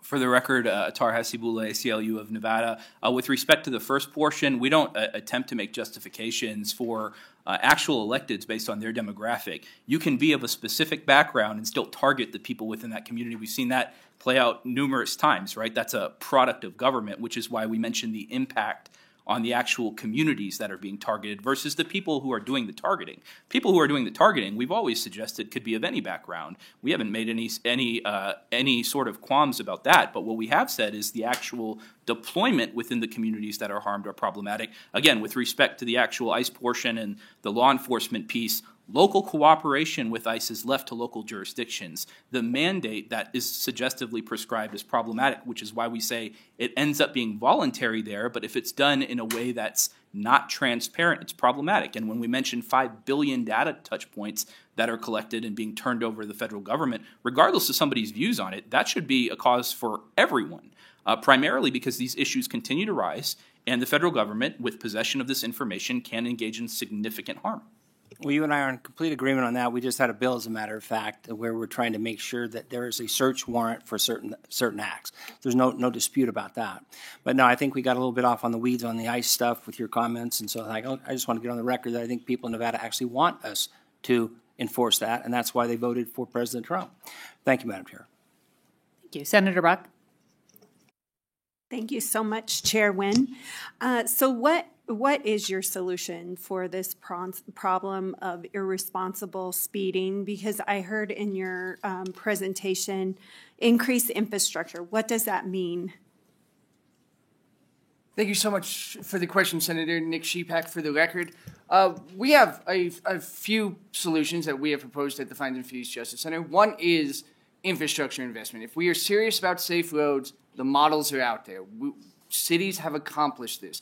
Hoboken, New Jersey has gone 8 full years without a single traffic fatality, and it was through intentional infrastructure investment. There's a link to their website. They show you exactly how to do it. They will work. We also saw it in Jersey City. But on top of that, in Nevada, we have a major problem with holding individuals accountable with points on their license for actual bad driving. We have an ununified court system where individuals like the man who ran through that red light and killed that whole family had gone from court to court and was able to pay, and in some courts it's a straight up extra fee to pay to have the points removed from your license. We do not hold repeat offenders accountable in this state. We could if we had a unified traffic system. We don't, at Fines and Fees Justice Center, believe in driver's license suspension for people who can't pay a ticket or who miss a payment. We, however, fully support that if you continue to get traffic violations, you should have your driver's license suspension We are one of the states with the lowest rate for actual demerit points per suspension in the entire country. We could address that. We could fix that. We would be supportive of legislation that aimed to do so. If I may, were you supportive of the decriminalization of traffic tickets a few sessions back, or I think it was last session? Nick Sheepak for the record. Nick Sheepak for the record. Thank you for the question. Yes, we supported the decriminalization. We were one of the last states to have actual misdemeanors for everything from a broken taillight to a 1 to 5 over. And with that, when that was happening, the court said, "Oh, we're going to actually do better at the points." We thought that was going to fix itself. Unfortunately, we have not seen that part materialize yet. So you're saying take away. Sorry, you're saying take away the whole not being fair as far as giving demerits equally and not being able to buy off, I guess, the courts. I, like my colleague, I don't necessarily like the examples of, oh, you have to pay for your eggs and can't pay your fee, then don't speed. So I'm, more consequence driven. So I'm kind of struggling with that being said too. Like, pay your fee if you're going to speed. Do you see that? You're kind of being contradictory in your presentation. Nick Sheepak for the record. We, at the Fines and Fees Justice Center, we work specifically with individuals who face fines and fees. The unfortunate reality is that we all break traffic laws every day. Law enforcement could get up here and tell you that if they followed any individual long enough, they would be able to give you a ticket. That does not mean that every individual has the money to pay that ticket. We believe in equitable fines, right? Fees we view as backdoor taxes. They're added on to pay for government services. What takes a traffic ticket that you all decided should be $100 makes it $300 so some municipality can put a bunch of money in their pocket. That's where we look to address the financial burdens on fines and fees. But we believe that people need to be held accountable. Now, what doesn't hold people properly accountable is when it is not swift, certain, and fair, and you were speeding today, and then they have 20 days to mail it. To the senator's point, does it make it to me? How long does it take it to make it to me? Think about any time you do a punishment with a child or an adult or an individual, the quicker and the more certain it is, the more you have a course correction of that individual's behavior. When you find out, I must have sped 3 weeks ago, it doesn't have the same impact on behavior that being pulled over by a law enforcement officer does. You definitely driving real nice and slow following that, right? And that's just, so that is, I hope that helps you understand our perspective on the issue. Is it fair to say that during your presentation you were trying to give a varied different experiences from different perspectives on how these potential laws impact different communities differently? Nick Sheepak for the record. That's exactly what we were trying to do. We've seen this happen all over the country, and it goes wrong in many different ways, and it shows up in how it goes wrong in many different ways. And unless you are extremely thoughtful and go through that process and take the proper time to vet your legislation, it's inevitable that you will end up pick a city or a state, right? But we will be one of those headlines, we believe, if we try to do this so quickly. Can I ask you a question? Senator Buck kind of pointed this out, and I think some of us are using this term everyone should understand what it means. When you're talking about investment in infrastructure, can you explain exactly what that means? I think we're just kind of using it casually, and I think most of us in the room know what you're talking about, but can you explain to the committee and maybe the public watching what that means? Thank you, Nick Sheepak for the record. Thank you for the question. Yes. So what we've seen in these places who are dedicated to traffic infrastructure, it's often you make the roads less wide. You build in these lanes. You build in buffer zones between the crosswalks and the street. In Vegas, we have a huge problem with bus stop being in the middle of a block. It's 118 degrees. You have to run across 4 lanes of traffic. You can put in certain medians that deter this behavior. Roundabouts, while a lot of people are definitely annoyed by roundabouts, there's very few fatal accidents in roundabouts. When they did this work in Hoboken, they started with temporary roundabouts, talked to the community. Community saw the decrease in speed, the decrease in accidents, and actually supported the roundabouts. We've also seen creative solutions that are very effective across the country. Like in Baltimore, they reduced crosswalk fatalities dramatically by having art painted as you enter the crosswalk. It makes it impossible for you to not notice that you're entering a crosswalk, and people slow down, and we saw a huge reduction. There are many things, if we want to look at infrastructure, that we can do in a very affordable manner that will have an immediate impact on traffic safety in the state. I was just going to add on, for the record, Atari Asibel, ACLU of Nevada, one of the biggest concerns that my colleagues had also pointed out is that in many of these areas where these lawsuits ended up occurring, it's because the yellow light time ended up being shrunk. So you ended up technically violating the rule and ending up with the ticket because now you violated a red because that portion came down. Instead of actually expanding the yellow light time for a longer period of time, which would theoretically be safer and help mitigate against this from a revenue generation standpoint, that has happened in other communities, and that's why some of those lawsuits ended up happening as well. Again, I don't want to say that's what would happen here, and I take the proponents at their word to some degree that they wouldn't, but again, 3 years down the road or 10 years down the road when it's not those three individuals that are there, is that going to be the same strategy, or is this going to be another revenue generation source there? And this might be a question for either the sheriff or the commissioner. And maybe you can address it in your closing. But I do have some questions about what Clark County has done or any of the city jurisdictions to do to invest in that infrastructure. I know there's lots of construction projects. I know there's a lot of things. So I'm wondering what kind of conversations you're having with your planning units, what kind of collaboration you're having with law enforcement to make sure that when we can put in annoying roundabouts that we know save lives, we could do that, where we can have conversations about having artwork on the roadways to encourage people to stop, flashing lights, whatever it is that might do that. And I guess this question is also for the sheriff too. I noticed in looking at the data that there has been a decrease in traffic fatalities over the past 2 years, and I'm wondering what specifically your agency did to, if anything, if it was just random, or it seems like there was a pretty significant decrease. So I'm wondering what your agency has done in order to do that, and if more programming like that might be just as effective as something like this. So that I don't know if we have any other questions from the opposition. I appreciate you coming and presenting.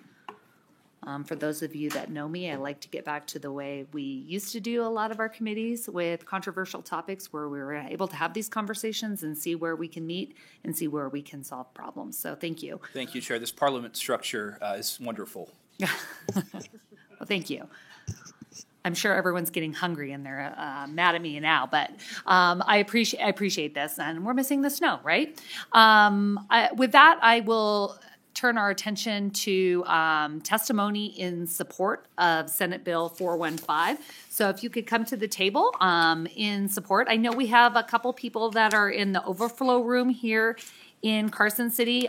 You will have to come into this room to testify either in support, opposition, or neutral. I will, just because I'm not sure how many people, we are going to start timing this, where it is, we'll start with 30 minutes, 30 minutes, and 30 minutes. And we will mix that between here, potentially Las Vegas, and on the phone lines. So at this time, I will go ahead and ask you to begin. Hi, Chair Wynn and members of the committee. My name is Ashley Kennedy, representing Clark County. I just wanted to put on the record that Clark County is in support of the bill as introduced, and with the amendment that Mr. Bennett had presented. We thank him for his work on this and his capacity as chair of NVACS. I think he really tried to make a good faith effort in addressing a lot of the concerns that were mentioned by the opposition with the amendment, and I just wanted to state our support. Thank you.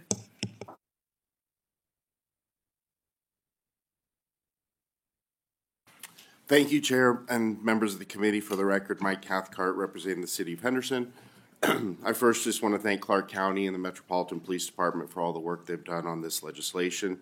We are in support of SB 415 and will continue to evaluate our technical readiness for this type of enforcement and look forward to working with all entities in Southern Nevada to improve roadway safety.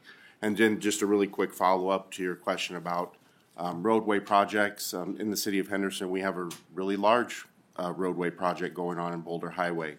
And one of the top priorities there was pedestrian safety and roadway safety. Thank you. Good evening, Chair, members of the committee. Mary Sarah Kinner with the Washoe County Sheriff's Office. We are pleased to support this piece of legislation and look forward to continued conversations around that. Thank you. Thank you, Chair Wynn, members of the committee. My name is John Jones here on behalf of the Clark County District Attorneys Association. We also wanted to get our support of this bill on the record. Thank you. Thank you, Chair, members of the committee. Nick Ciccone, Government Affairs Manager for the City of Reno. Just want to go on the record in saying that we are in support of the bill and also want to highlight some of the projects that we have, like our micro-mobility pilot project that we have had in downtown and some of the investments we've had in biking and crosswalk infrastructure. So thank you very much for your time. Good evening. My name is Joey Paskey, Director of Public Works for the City of Las Vegas. Today we are here to voice our support for Senate Bill 415. Automated traffic enforcement has the potential to be effective and reliable technology to reduce crashes and supplement more traditional forms of enforcement. Just as we've heard over and over today, despite an increased emphasis on transportation safety, traffic crashes are still occurring at a really alarming rate. Las Vegas is no exception. We experience an average of 1 fatality and 3.5 serious injuries every week. Many of these are incidents due to drivers failing to obey traffic control devices like signals or signs, or traveling at high speeds, both of which could be deterred with the implementation of automated enforcement. To demonstrate the magnitude of these problems in the city of Las Vegas, this past February alone, the intersection of Charleston and Valley View experienced nearly 6,000 red light running violations. Similarly, a recent study performed at Fremont Middle School on St. Louis Avenue indicated the severity of our speeding problem, that only 12% of the drivers going through during the school hours were abiding by the school speed limit, and most drivers were traveling at nearly twice the speed limit. So we have an issue. Being able to utilize automated enforcement in Las Vegas would save lives by reducing unsafe driving at intersections and on our roadways, and we support the effort for authorization of these systems. Good evening, Chair, members of the committee. My name is Wesley Harper. I am the Director of Government Affairs for the City of North Las Vegas. For the reasons presented by the sponsors and our other sister municipalities, we are also in support. Thank you very much for allowing our testimony. Thank you, Chair, members of the committee. Michael Hillerby on behalf of the City of Sparks and the Regional Transportation Commission of Washoe County to support the bill. Chair, I do want to thank you. I think this has been really interesting. I wish more committees could do that and spend the time on both sides of an issue. This is very helpful. Hopefully there's enough information in there that might provide a path forward. If I know you've had some questions about engineering, if there are things that our planning and safety staff at RTC can provide the committee in the way of information, we'd be happy to do so. Thank you very much.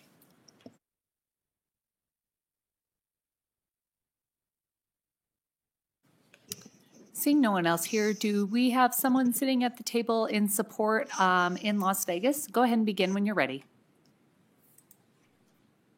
Thank you, Madam Chairwoman and members of the committee. My name is Susan Smith, S-U-Z-A-N.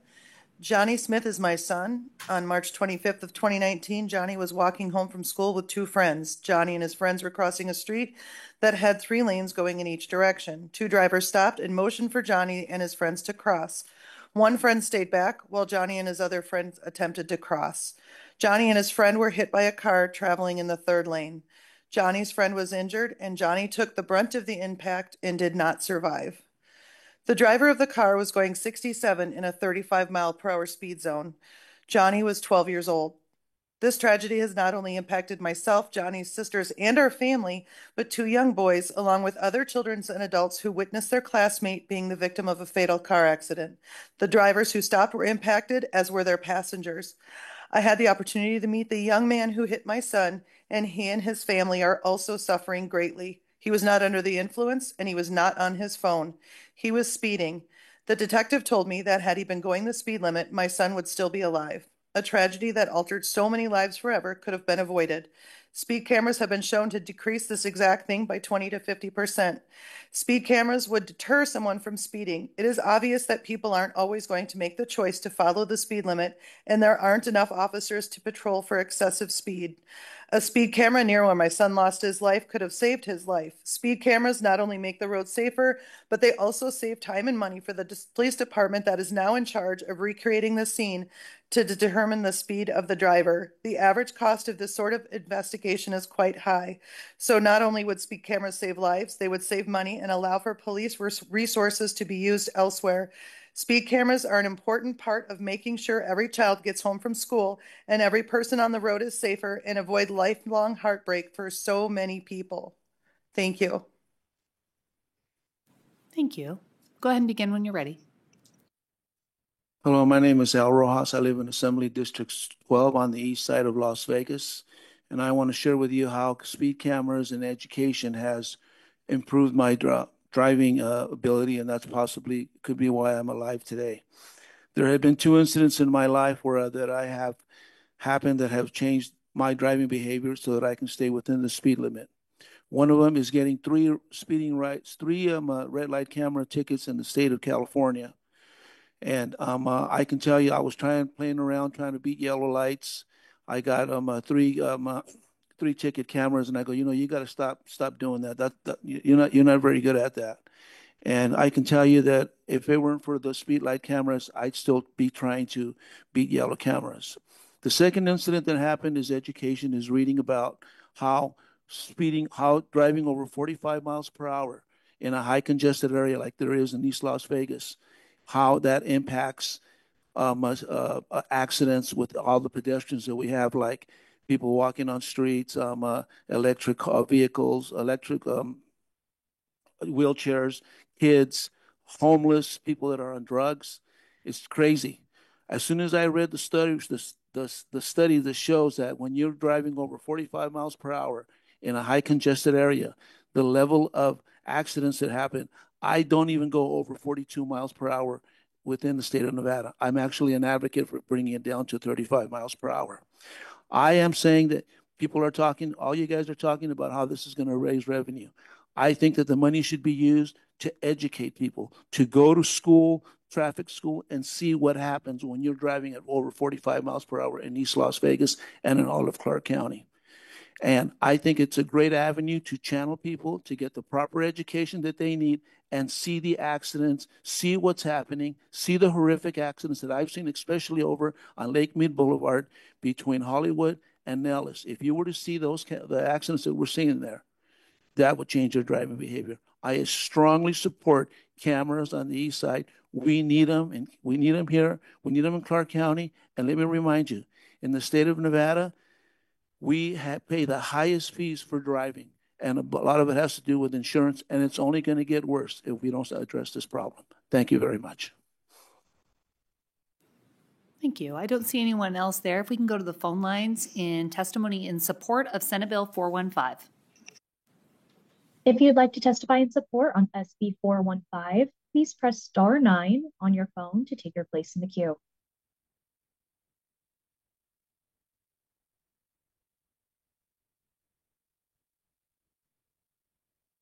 Chair, there are no callers in support at this time. Thank you. And I will say that puts us at about 10 minutes. So if we can go, I'll do 10 minutes of support of our opposition testimony and then kind of go back and forth. Like I said, I did agree to 30 minutes, so I will do that if we end up with that much time. So at this time, if you are in opposition to Senate Bill 415, I'd ask you to come up to the table and begin your testimony. Oh, please don't hurt yourself.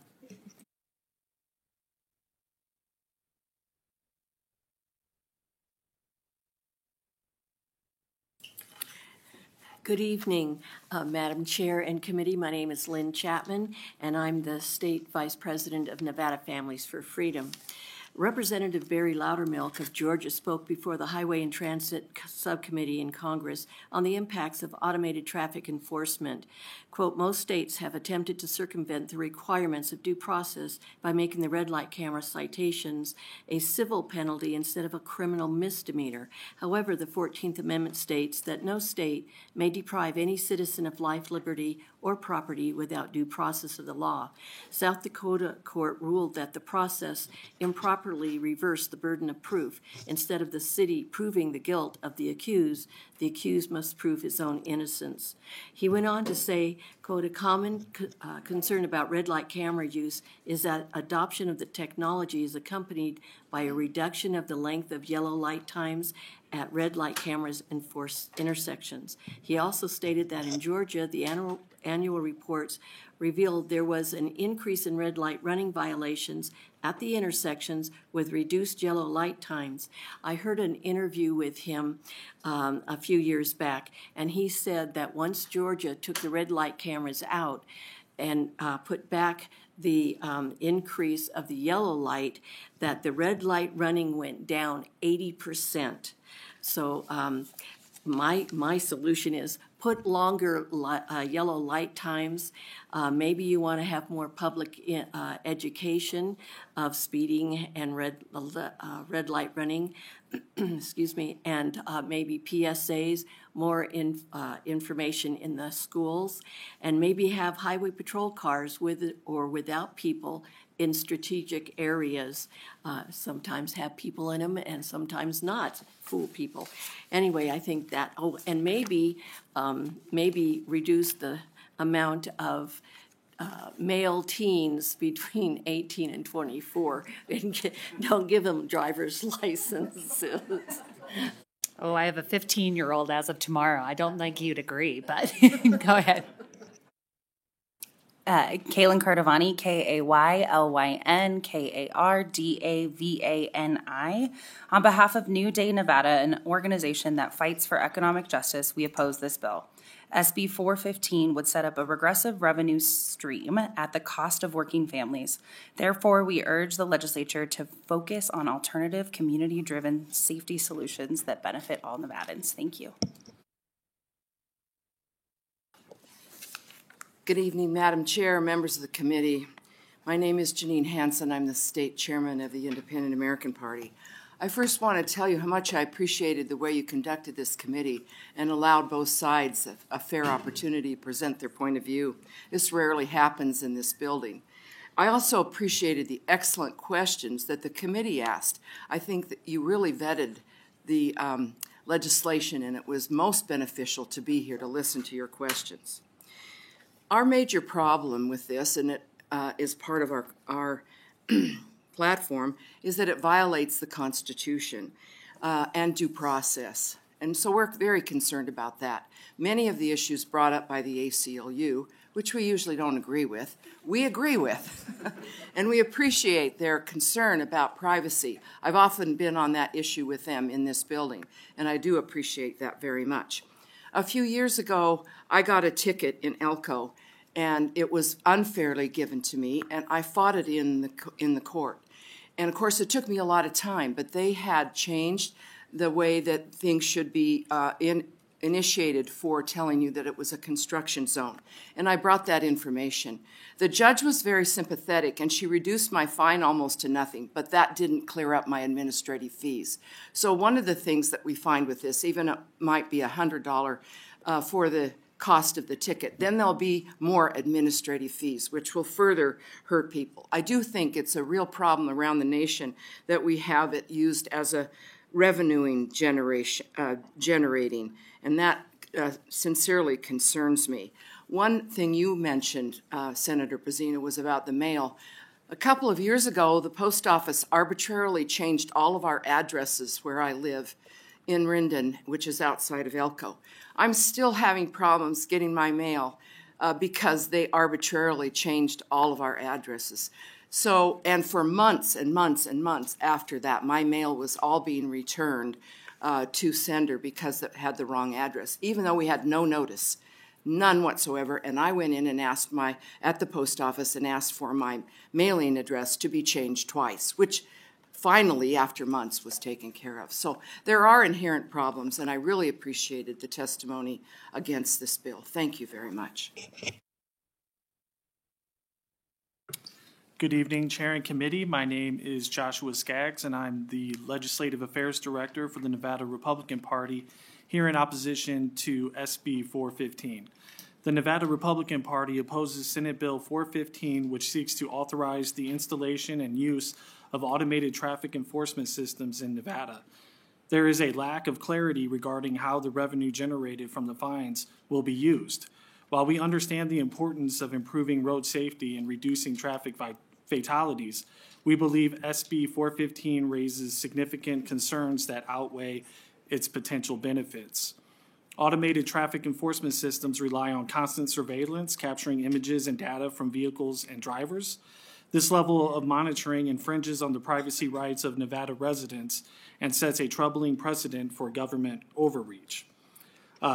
It is an unfavorable feature of automated citations that the burden of proof is placed on the vehicle owner to prove that they weren't operating the vehicle at the time of the citation, whether because someone borrowed their car or because there are multiple registered owners. We appreciate the amendment making the process easier, but even a notarized statement is a burden on vehicle owners that doesn't exist with citations given by law enforcement.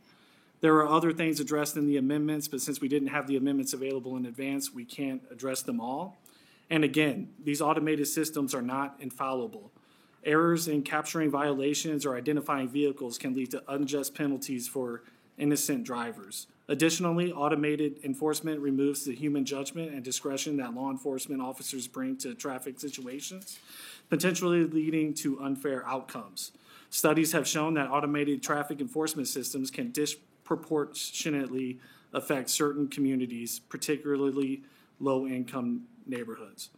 Instead of relying on automated enforcement, Nevada should invest in proven strategies such as increased traffic patrols, public education campaigns, which appears to be in one of the amendments, and infrastructure improvements. These measures address the root causes of traffic violations without compromising privacy or fairness.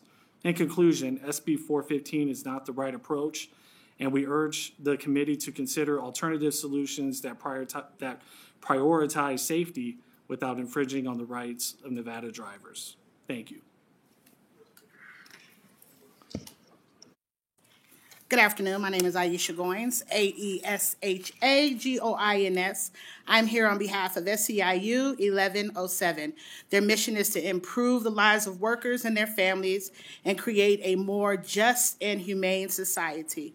I just want to thank the chair for a very vigorous conversation regarding surveillance. I thoroughly enjoyed it. It is always a pleasure to hear from the committee at whole, regardless of their ideas. I just don't think surveillance without transparent oversight would be in the interest of the members of SEIU 1107.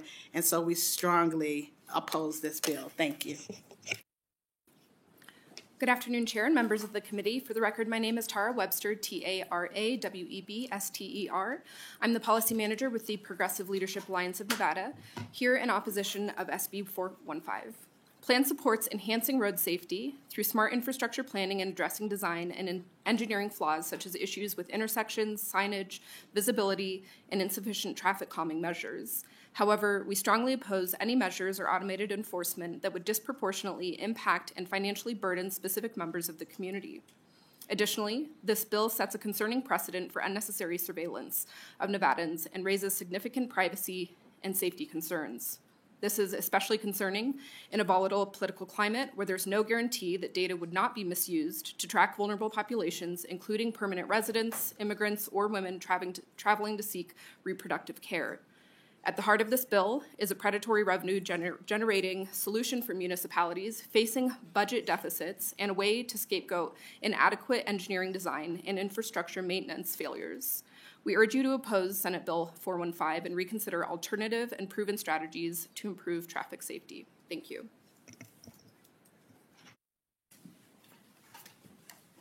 Good afternoon, Chair and committee members. For the record, my name is Noe Orozco. That's N-O-E, accent over the E, O-R-O-S-C-O. I'm the Government Affairs Manager with Make the Road Nevada, and we're in opposition to SB 415. This bill does far more than enforce traffic laws. It constructs a surveillance infrastructure that targets Black and brown communities that have long been over-policed. Our communities know all too well what it means to be watched, to be followed, and to have our presence questioned. Safety is more than just preventing accident. It's about the ability to exist without the constant fear that a minor infraction could escalate into family separation, incarceration, or deportation. These traffic cameras are not neutral mechanisms of law enforcement. They have the potential to become yet another tool of immigration enforcement, another means of turning routine traffic stops into life-altering encounters with detention and deportation. Metro has stated that they will not share information with federal agencies, but can the same be said for? But can they make the same commitment for the private companies? And where do some of the other law enforcement agencies in Nevada, like Douglas, stand when they have stated that they would be collaborating with immigration and custom enforcement? And Chair, you had quickly mentioned in terms of if there were to be something added with regards to no longer cooperating.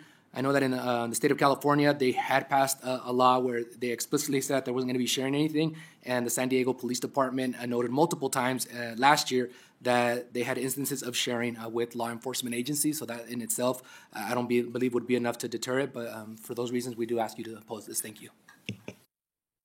At this point, I'm going to go ahead and go to Las Vegas. I don't see it on the screen any longer. Oh, is my face that red on the screen? Sorry. Or is it the dress? Like the dress. Sorry. I don't see anyone in Las Vegas. Do we not have anyone? AVH, can I get an update? Hello, Chair. Can you hear us? Oh, there you are. Yes. Go ahead and begin when you're ready. Absolutely. How are you? My name is Ashley Dodson. For the record, that's ASHLEYDODSON.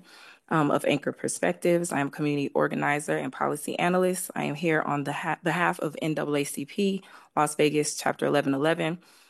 We are here in opposition of SB 415, which authorizes the installation and use of automatic traffic enforcement systems under certain circumstances. While we recognize the importance of traffic safety and are empathetic of the many families negatively impacted, we are deeply concerned about the disproportionate impact this legislation will have on low-income and historically underserved communities, particularly communities of color.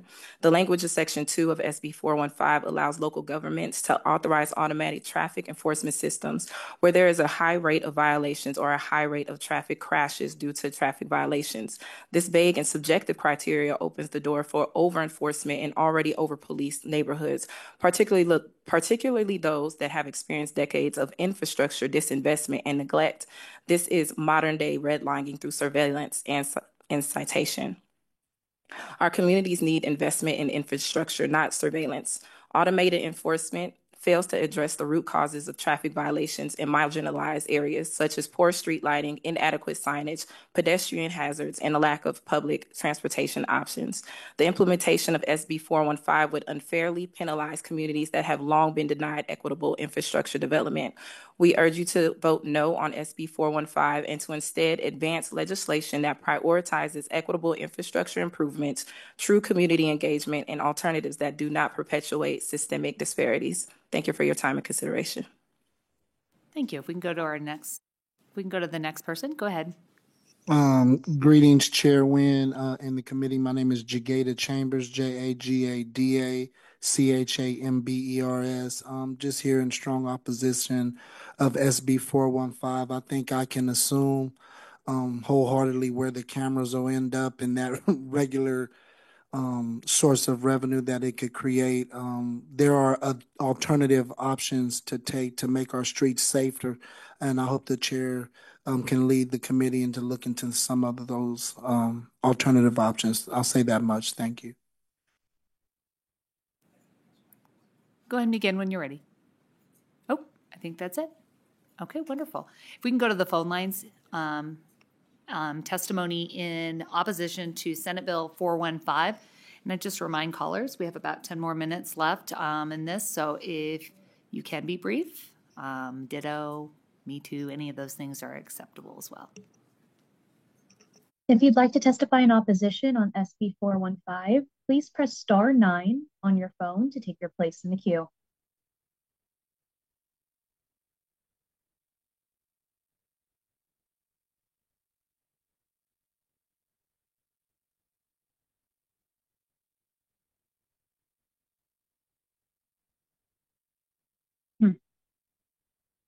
Hello, my name is Yesenia Moya, Yesenia I'm here to strongly oppose SB 415. Want to say ditto to what everything else that was said today, and also the data used to justify this bill is misleading. We have heard it from the presenters and from the opposition, like us folks that are in opposition. This is not about safety. This is legalized extortion. This bill fails to address the root causes of unsafe roads. If this bill were truly about saving lives, we would be talking about investment in safer streets, public transit, and infrastructure that prioritizes pedestrians. Instead, this is handing over the responsibility of traffic enforcement to an automated system that cannot account for context or anything else, and will definitely harm my community. This bill is not ready. This version being presented today is significantly different from the original. Creating vague and unclear language with the hope to make amendments later will not fix it. And we should not pass unclear legislation that harms our people. There is no invasion, and fear-mongering has no place in policymaking, and there is no room for xenophobia in our legislature. The committee has an opportunity to do what's right, reject this bill, and instead advocate for real safety measures, ones that prioritize people, not profit. We can go to the next caller, please.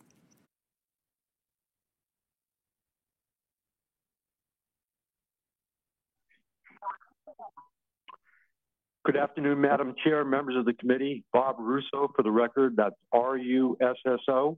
I oppose SB 415. Contrary to widely held belief, automated traffic enforcement systems do not prevent collisions, but increase them. In 2009, LA TV station KCAL fact-checked the city's claims that ticket cameras reduced accidents and found that the opposite was true. At 20 of the 32 intersections studied, accidents increased and several intersections tripled their accident rate.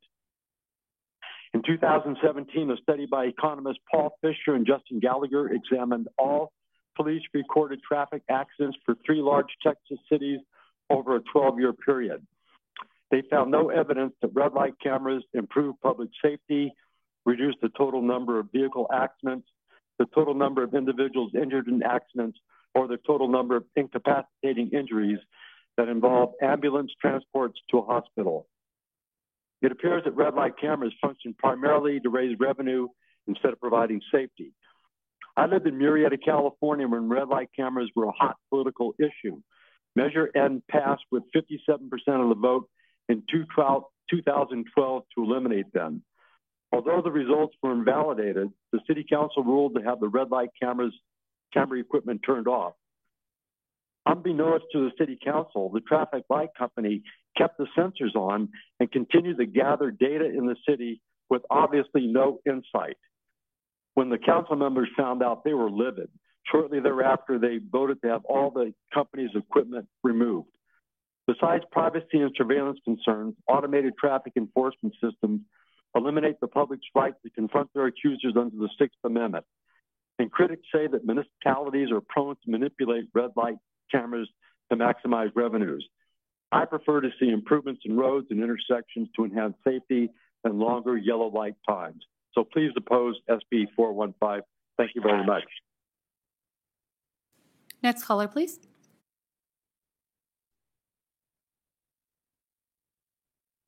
Hi, this is Katree Saunders, for the record, Katree Saunders. I strongly oppose Senate Bill 415. The bill expands surveillance under the guise of traffic safety, aligning with a broader agenda of smart contracts and smart cities. These devices erode public trust and place undue pressure on citizens through excessive monitoring. Instead of increased surveillance, we should address the root cause of traffic accidents. For example, the widespread availability of alcohol contributes significantly to drunk driving, a problem that disappropriately involves white males, according to existing statistics, like said before.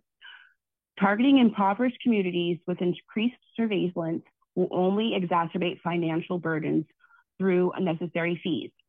While I do support public safety and mourn the loss of people who are involved in unnecessary traffic accidents, SB 415 is not the answer. We need alternative solutions that do not rely on constant monitoring. Furthermore, I am deeply concerned about the potential health risks associated with radiation from these devices, especially in conjunction with 5G technology. The collection of vast amounts of data by non-law enforcement agency raises serious privacy and security concerns. I think that we should take a good look at this and stop funneling money into the hands of those who just want to further perpetuate more fees for citizens that are already struggling in this economy. Thank you for your time. Katrina Saunders for the record. Thank you. I'll just remind the other callers that we have quite a few people on the phone lines, but I'm going to stop this in the next 3 minutes. So go ahead and, again, please feel free to use me too, yes, or whatever, and consolidate your responses. Thank you. Go ahead, next caller. My apologies. I'm not sure what happened because I'm testifying in favor. I'm not sure why my request to testify did not work when you called on those in support. That's okay. Go ahead. We'll reclassify. Thank you. My name is Amy Cohen, and I'm the founder and president of Families for Safe Streets, a national roadway safety organization with over 1,100 members who all, like me, have lost a family member or suffered a life-altering injury in a crash. We share our stories to advocate for change and provide support to those who've been impacted. I urge you to support SB 415. My 12-year-old son, Sammy, was killed by a reckless driver. He was simply trying to cross the street in front of our home to get to soccer practice. The speed limit was set too high, the road was too wide and encouraged speeding, and there were no speed safety cameras that would have helped slow down drivers. So my sweet, kind, adorable, generous, athletic, funny, and intelligent son became a statistic. We started in New York City, and one of our most successful efforts was advocating for what is now the nation's most comprehensive speed safety camera program. We also, this year, supported a significant expansion of the red light camera program. I know you heard a lot of statistics today, and in my written testimony, I share a lot more about the effectiveness of automated enforcement. I also share about the Fair Warnings Report from the Vision Zero Network, of which we are a contributor, as is the Fines and Fees Justice Center.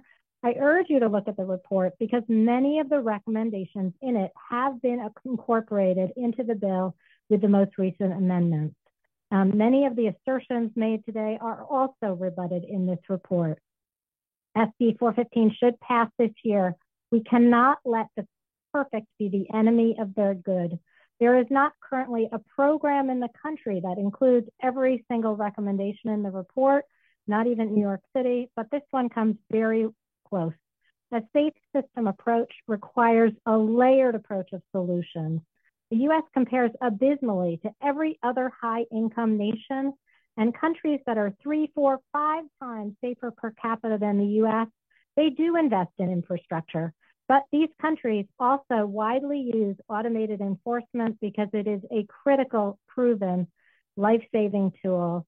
I also want to respond just very quickly to a couple comments made today. As for the assertion that cameras mostly target low-income communities, a study in New York showed that even for cameras that are placed in low-income locations, the vast majority of tickets went to people driving through these communities, not those who live in them. Programs can also have strong protections on privacy, and this bill has begun to address that. There were also a recommendation made by one of your legislators to place the cameras only in school zones. Best practice isn't instead that they be placed in the deadliest locations as is recommended by this bill so that they can be most impactful. So to close out, on behalf of everyone in FSS, including the devastated families in Nevada, we implore you to pass SB 415 this year to save lives. Thank you. Thank you. And if I could just direct the committee staff, I know that sometimes with technology we have things, if we could just reclassify that in support of testimony. With that, going to give a little bit more time. If we could go back to the phone lines in testimony in opposition.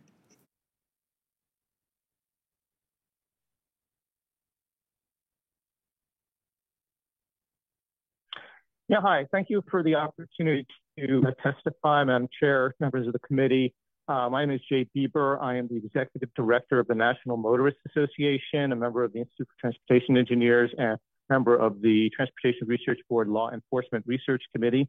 I wanted to focus a little bit on sort of the way that this hearing and some of the testimony that was given in terms of the approach that was taken. First of all, huge commendation to the way that the committee has conducted itself. I've never seen this much transparency in any legislative session. However, what you're seeing here with regards to some of the proponents of this bill is that they are presenting information as to very, very serious and tragic situations.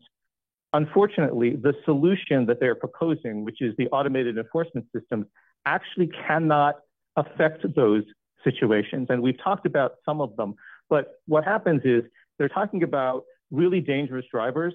And what happens is with these systems, they mostly 95% of the tickets are given for minor technical violations, not to the actual dangerous drivers.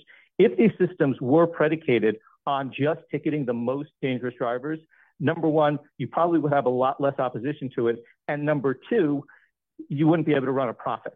And that's why no program around the country has ever been focused solely on the most dangerous drivers, the people that everybody agrees are people that we want to get off the roadway. But unfortunately, for example, with red light running, 95% of the tickets are issued for a fraction of a second violation that you cannot see with the naked eye. How do you eliminate most of red light running violations? You increase the yellow light time, and we have done that in numerous states. I was primarily responsible for the state of California increasing their yellow light times. And when they did that, we had reductions of up to 95% of red light running at certain locations. So engineering is a solution for this. But I also want to point out that the testimony that was given by Mr. Chapman on the North Las Vegas crash, very, very tragic situation. What he failed to tell you was that the driver in that particular situation was on cocaine and other drugs. So what he did was he presented this crash as a reason for passing this bill, and yet the passage of this bill would not have affected that crash, tragically. And so this is the problem with the way these systems are run. They are almost always run as a profit center. Similarly, with red light cameras, the people who run red lights that are not impaired, but run red lights for other reasons that are laid into the red that actually cause the very dangerous collisions, like people who are distracted or who are fatigued or something else is going on with them. They don't know the light is red. A camera is not going to stop that. That is why these cameras actually cannot improve safety in the way that they are claimed to improve safety. But here's the thing when they talk about whether this is really about revenue. Here's what you need to do. You want to find this out. Ask the proponents of the bill if they will accept an amendment that requires the jurisdictions running these programs to forego any profit whatsoever beyond the cost of the program to some other entity that they can't get their hands on afterwards. I guarantee you they will not accept this amendment, because really, even though I'm not saying that some of their concern is about safety, and certainly there are many people who testified in favor of this bill who I'm sure their concern is about safety, but if it's not going to be about revenue, then you have to make sure it's not about revenue and that the money can't go for some other project that may be laudable, but that's still used as a revenue source. So we want to make sure that the committee understands all these things. We presented a huge amount of data and also some engineering videos, which we would encourage you to take a look at, because those engineering videos will answer most of your questions about red light running, speeding, things of that nature. So with that, I will thank you very much for your time, and I would appreciate, we will reach out to your offices individually for more of an opportunity to discuss this issue. Thank you so much. Thank you. And with that, I know that we have still some callers on the line, but I would encourage people to submit their testimony in writing. I know several people have already done so. So if we didn't get to you, I would just encourage you, whether you're in support or opposition or neutral, to be able to go ahead and do that. I will finish up with the woman that is sitting here in committee, because she's been so patient. And I'm just going to take one, though. Go ahead. Laura Cadeau for the record. I'll keep it short. I came here to get information. I wondered why we were looking at cameras when we hadn't explored infrastructure. And apparently, I don't feel that you have done your research in that regard. So I am opposed to this bill. And I will also just state, ditto, I thought the guy who spoke for the ACLU addressed the civil liberty issues that I had concerns about. So thank you for your time.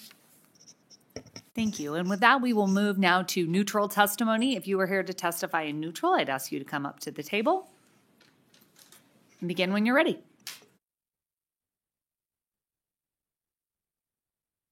Good evening, Chairman and committee members. My name is Joe Harrington. I'm the Communications Director for NDOT. That's HARRINGTON. Just wanted to put a little information on the record about our fiscal impact since we did submit a fiscal note associated with SB 415.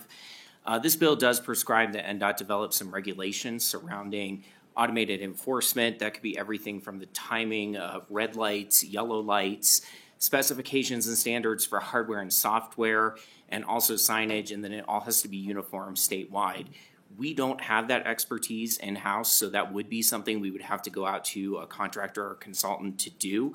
However, what we do really want to put on the record is that we believe that federal HSIP money, which is Highway Safety Improvement Program money, those are federal formula dollars that we already have in hand, could potentially cover this one-shot $450,000. Thank you so much. Can I ask you a question about that? You said that $450,000, is that to contract out? Is that your cost? That isn't any other additional cost to change your systems or do anything with that? Chair Nguyen, thank you for the question. Joe Harrington again for the record. That is all the bill prescribed to NDOT. It seemed from the read of the bill that the other agencies would be the ones actually paying for the system. So just to clarify the fiscal impact to our department. Okay, thank you very much. Thank you. And I don't see anyone else jumping to the table in neutral. If we can go to the phone lines, if there's anyone to testify in neutral. If you'd like to testify in neutral, please press star 9 on your phone to take your place in the queue.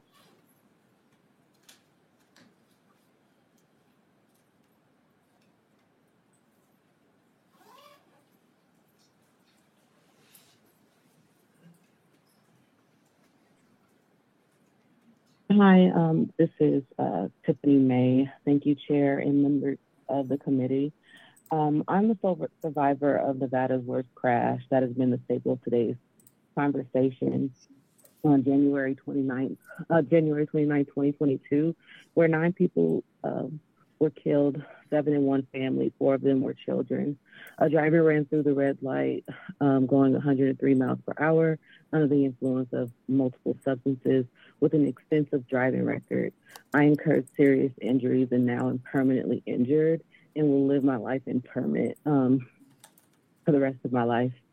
I would take all day to talk to you about my daily challenges navigating life and the healthcare system. So I won't do that today, but just know that I'm having a terribly hard time this year, a little bit more than others, the past 2. I have a unique position on traffic safety as I'm not only a victim, I'm also a former employee of Nevada Department of Public Safety in the Office of Traffic Safety as the Community Diversity and Equity Coordinator. Some of my highlights are being a key part of the changes within DMV and assisting with the development of the local road safety plan of the city of North Las Vegas, as well as being an advocate alongside the Families for Safe Streets and speaking in Washington as a keynote speaker for specific investments on infrastructure and transportation.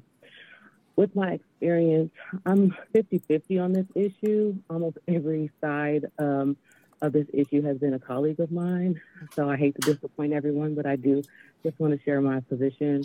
The NTSB has held Nevada responsible for the systemic issues that allowed this crisis like I experienced to happen. I commend the Nevada state safety personnel for making steps to lessen the deaths and serious injuries on our roads, because we do need systemic changes. Mr. Chapman from the NTSB did speak on some of these recommendations, but I do encourage the committee to please do research on all of the gaps that the NTSB has mentioned related to the crash I was in, because it includes problems with law enforcement. an ununified court system, DMV licensing, the manufacturing of vehicles, infrastructure, and the list goes on. Yes, just like seeing an officer on the road, the presence of cameras can caution drivers not to speed in areas that have them. I've learned that traffic safety is being willing to disrupt convenience to make traffic safety a priority. So, Senator Hansen, respectfully, your father, Andrew Bennett's sister, all 9 people in the crash that I was in, including me and those like me, are definitely worth the safety priority, but most importantly, systemic changes. My concern is the fairness and equity in placement of these cameras. The data will tell you that crash fatalities and injuries disproportionately impact minority communities, specifically Black people, Native, and Hispanic communities. It was my job to listen to affected communities, and it is my experience that concerns were not always thoughtfully heard or considered. This may further disenfranchise these communities who are still being impacted from historical underinvestment. This even runs into the conversation about alongside of long-lasting effects of redlining. So again, Senator Hansen, you asked why we mentioned race. The data specifies race as a huge influence on the data for various reasons. So please ask OTS, which is Office of Traffic Safety, DOT, NHTSA for this data. NTSB, they do have it. Also, it's important to know that parts of this bill speak about public input, and as I mentioned, these traffic safety spaces where meetings are happening often are pretty siloed and they lack representation, not only racially with racial groups, but professional groups as well, like home developer, business owners, civil groups, residents and drivers, which are all key stakeholders in traffic safety decisions. So this could be seen as a Band-Aid and not getting to the root of the issue. Lack of investment in infrastructure, adequate investments need to be included in this bill, just like Senator Dante spoke on. Exactly is my concern. If this passes, any revenue acquired should be used as investments to infrastructure for safer roads in the areas that are needed. Funds cannot be siphoned from these communities and not recycled back into these communities. And just a couple things that I had questions on was with the unsure how AB 116, the decriminalization of minor offenses and speed limits up to 20 miles, how these infractions will be handled if they become, once they're criminal speeds. I didn't hear about that today, so I think it's important for the public to know what would happen when it does become criminal. And also, where would the additional money come from? I did know that we did hear from NDOT for maintaining about this, what their note to this will be, but it's important to also know that's not nearly enough money to cover enforcement and spreading awareness. So I would like to also know where that money would come from. So thank you all for your time. Thank you. And I will remind everyone we are neutral, although I will say that was probably the most neutral testimony that we've heard in committee. So I appreciate that neutral caller for presenting their testimony in the way that they did. Again, if we can go to the phone lines for neutral testimony. And again, please state your name and for the record before you begin speaking. Yolanda Knaak, Yolanda. Last name Knaak. I've been a full-time resident here in Nevada since 2016. But prior to that, I lived in El Dorado Hills, and I was well aware of what was going on in Sacramento. They installed cameras, and then a short time later, I'm not sure exactly how long because this was quite a while ago, there was a lawsuit about the cameras, and then I guess the city lost the lawsuit and the cameras were pulled down. And I checked, I Googled it, and there are no cameras in Sacramento. So before you do this, my recommendation is to find out, what the lawsuit was about, which I actually don't recall. So find out what the lawsuit was about and why the cameras had to be pulled down, because putting that much money into something without fully understanding why other communities are having lawsuits against them and having to pull their camera down might be a worthy thing to do. Thank you. Thank you. Do we have any other callers in neutral? Chair, there are no more callers in neutral at this time. Wonderful. And with that, I will close neutral testimony. I'll invite our bill sponsors back up to the table to make any closing remarks. And go ahead and begin when you're ready. Chair Michael Neff, for the record. Thank you to everybody for taking the time and being so attentive to, again, something we care so much about. To answer your question from earlier related to infrastructure, the gentleman who testified in opposition earlier, there is nothing on his list of things that we have not done, that we do not have right now today implemented in unincorporated Clark County, and I would dare to say in the other jurisdictions who spoke today as well. That doesn't mean that the work is done. We have much more to do when it comes to infrastructure. There are billions of dollars that we could spend on infrastructure to ensure that everybody is safe in our community. Alternatively, we have this route, which does allow for a path for some consequence, for some action to be taken when somebody violates law, and for some accountability to be had. And so that's why I support it. Happy every other Tuesday and Wednesday, the county commission and our city councils spend extensive time talking about infrastructure, and that includes starting tomorrow morning. We'll continue to do it, and I will share the concern that we put even more renewed focus on infrastructure. I don't want to belabor the point. I'm happy to go into everything we've done over the last 5 years, but I'll leave that if you have questions or specifics. Thank you. No, I think that's appropriate. Thank you. Chair and committee, Sheriff Kevin McMahill for the record. You asked about what it is that we've been doing already sort of to reduce some of these numbers. The list is long and we'll certainly submit some of that to you as well. But there's not a single meeting that goes by in our organization where we're not talking about how can we reduce these numbers in traffic fatalities in particular. This year we just started what we call our first wet lab. Wet lab is very similar to the wet labs are used for teaching officers to recognize impairment. This year we started the first one to do the same thing for marijuana, being under the influence of marijuana and so many other drugs that we continue to face out there. Joining forces across the board where we partner with all the local municipalities as well as other agencies to focus in on those intersections where we're already at, working with Andrew's office and so many other things. And so happy to provide all of that additional information to you as well. And I think we're going to have to end up bailing out for the airport for the last flight, and Andrew, maybe leave him alone. So if you have any questions for Commissioner Naft and I, we'll take them. We could follow up after if you need to scoot out of here. So go ahead. Thank you, Chair, and thank you to my co-presenters. And I'm glad they're not here to nudge me to wrap it up, but I promise to keep it quick. Andrew Bennett for the record, if I didn't say that. I acknowledged in the first question that, we had the opportunity and we should have done better. And as the chair of NVACS, I'll take full responsibility for not to the maximum engaging all partners. I will state, though, that I saw the language the same time everybody else did. I was the one who asked that we do use 2019 as the base, but I didn't see it edited as posted.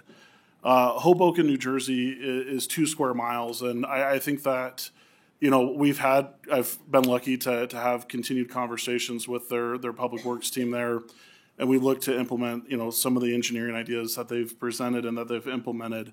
With that said, I can't celebrate every 2 square miles of the state of Nevada that we've reached zero fatalities. There's several examples in southern Nevada that we have, but we do require that we respond to every fatality equally. I anticipated a question on equity, and that wasn't something that we addressed in our presentation. And unfortunately, the reality is transportation planning and infrastructure investments have disproportionately been equal. Ward 3 was brought up in the city of Las Vegas, and as someone who lives in Ward 3 in Las Vegas and is surrounded by 3 major arterials, It's clear through federally funded freeway infrastructure improvements and as well as locally constructed arterials that we do understand in the traffic safety community that uneven investments exists. And I think that the traffic safety community is working to address that through sidewalks and lighting and transit every single day. And so I think just to wrap up, I take the honor and the privilege of representing the larger traffic safety community very seriously. I believe that we show up every single day, despite all odds, crash after crash, armed with data, facts, an unwavering commitment to save lives. I appreciate the recognition from the folks that presented after us that, I honestly do believe that that was our intention with this presentation. And so with that, I would say we're happy to any continued conversations, but, we do believe that this bill was grounded in research, proven strategies, and the shared goal of preventing another family from experiencing loss. And I greatly appreciate the chair's indulgence for this presentation. No, thank you. Thank you for your presentation. With that, we will close the hearing on, do we have any other questions? No. We'll close the hearing on Senate Bill 415. Just a point of privilege.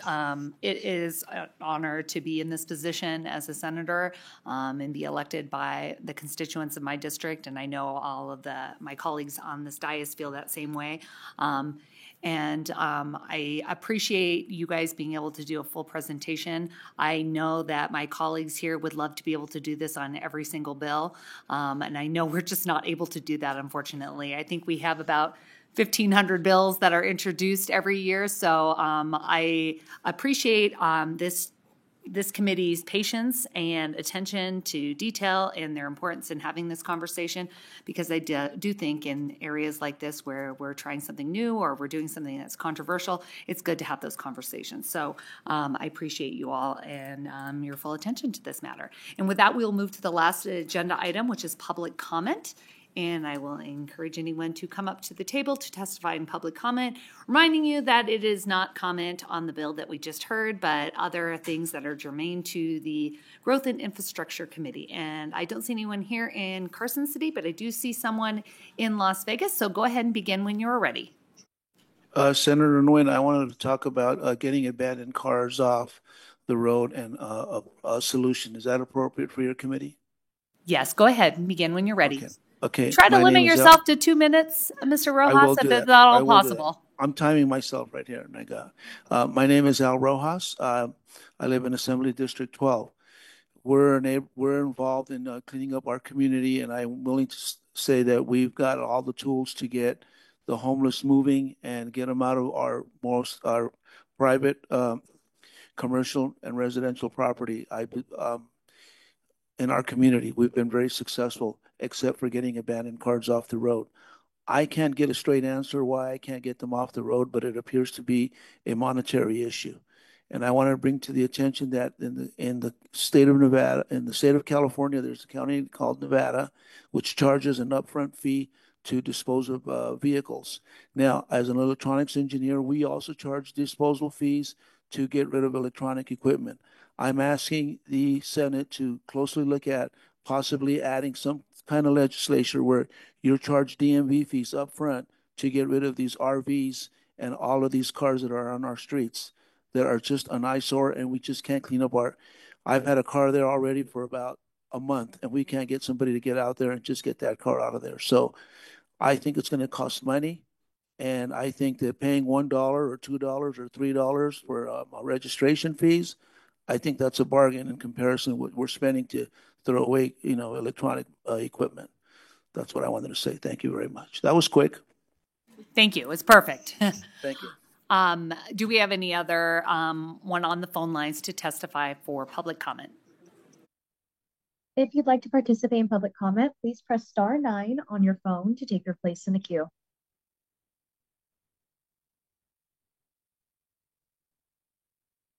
Chair, the public line is open and working. However, there are no callers at this time. Perfect. And that we will close public comment, and that will lead to the end of this meeting. Again, thank you for all the people watching and participating in the process. I know we had about 190 people submit comments online, so that's great. And with that, the meeting is closed.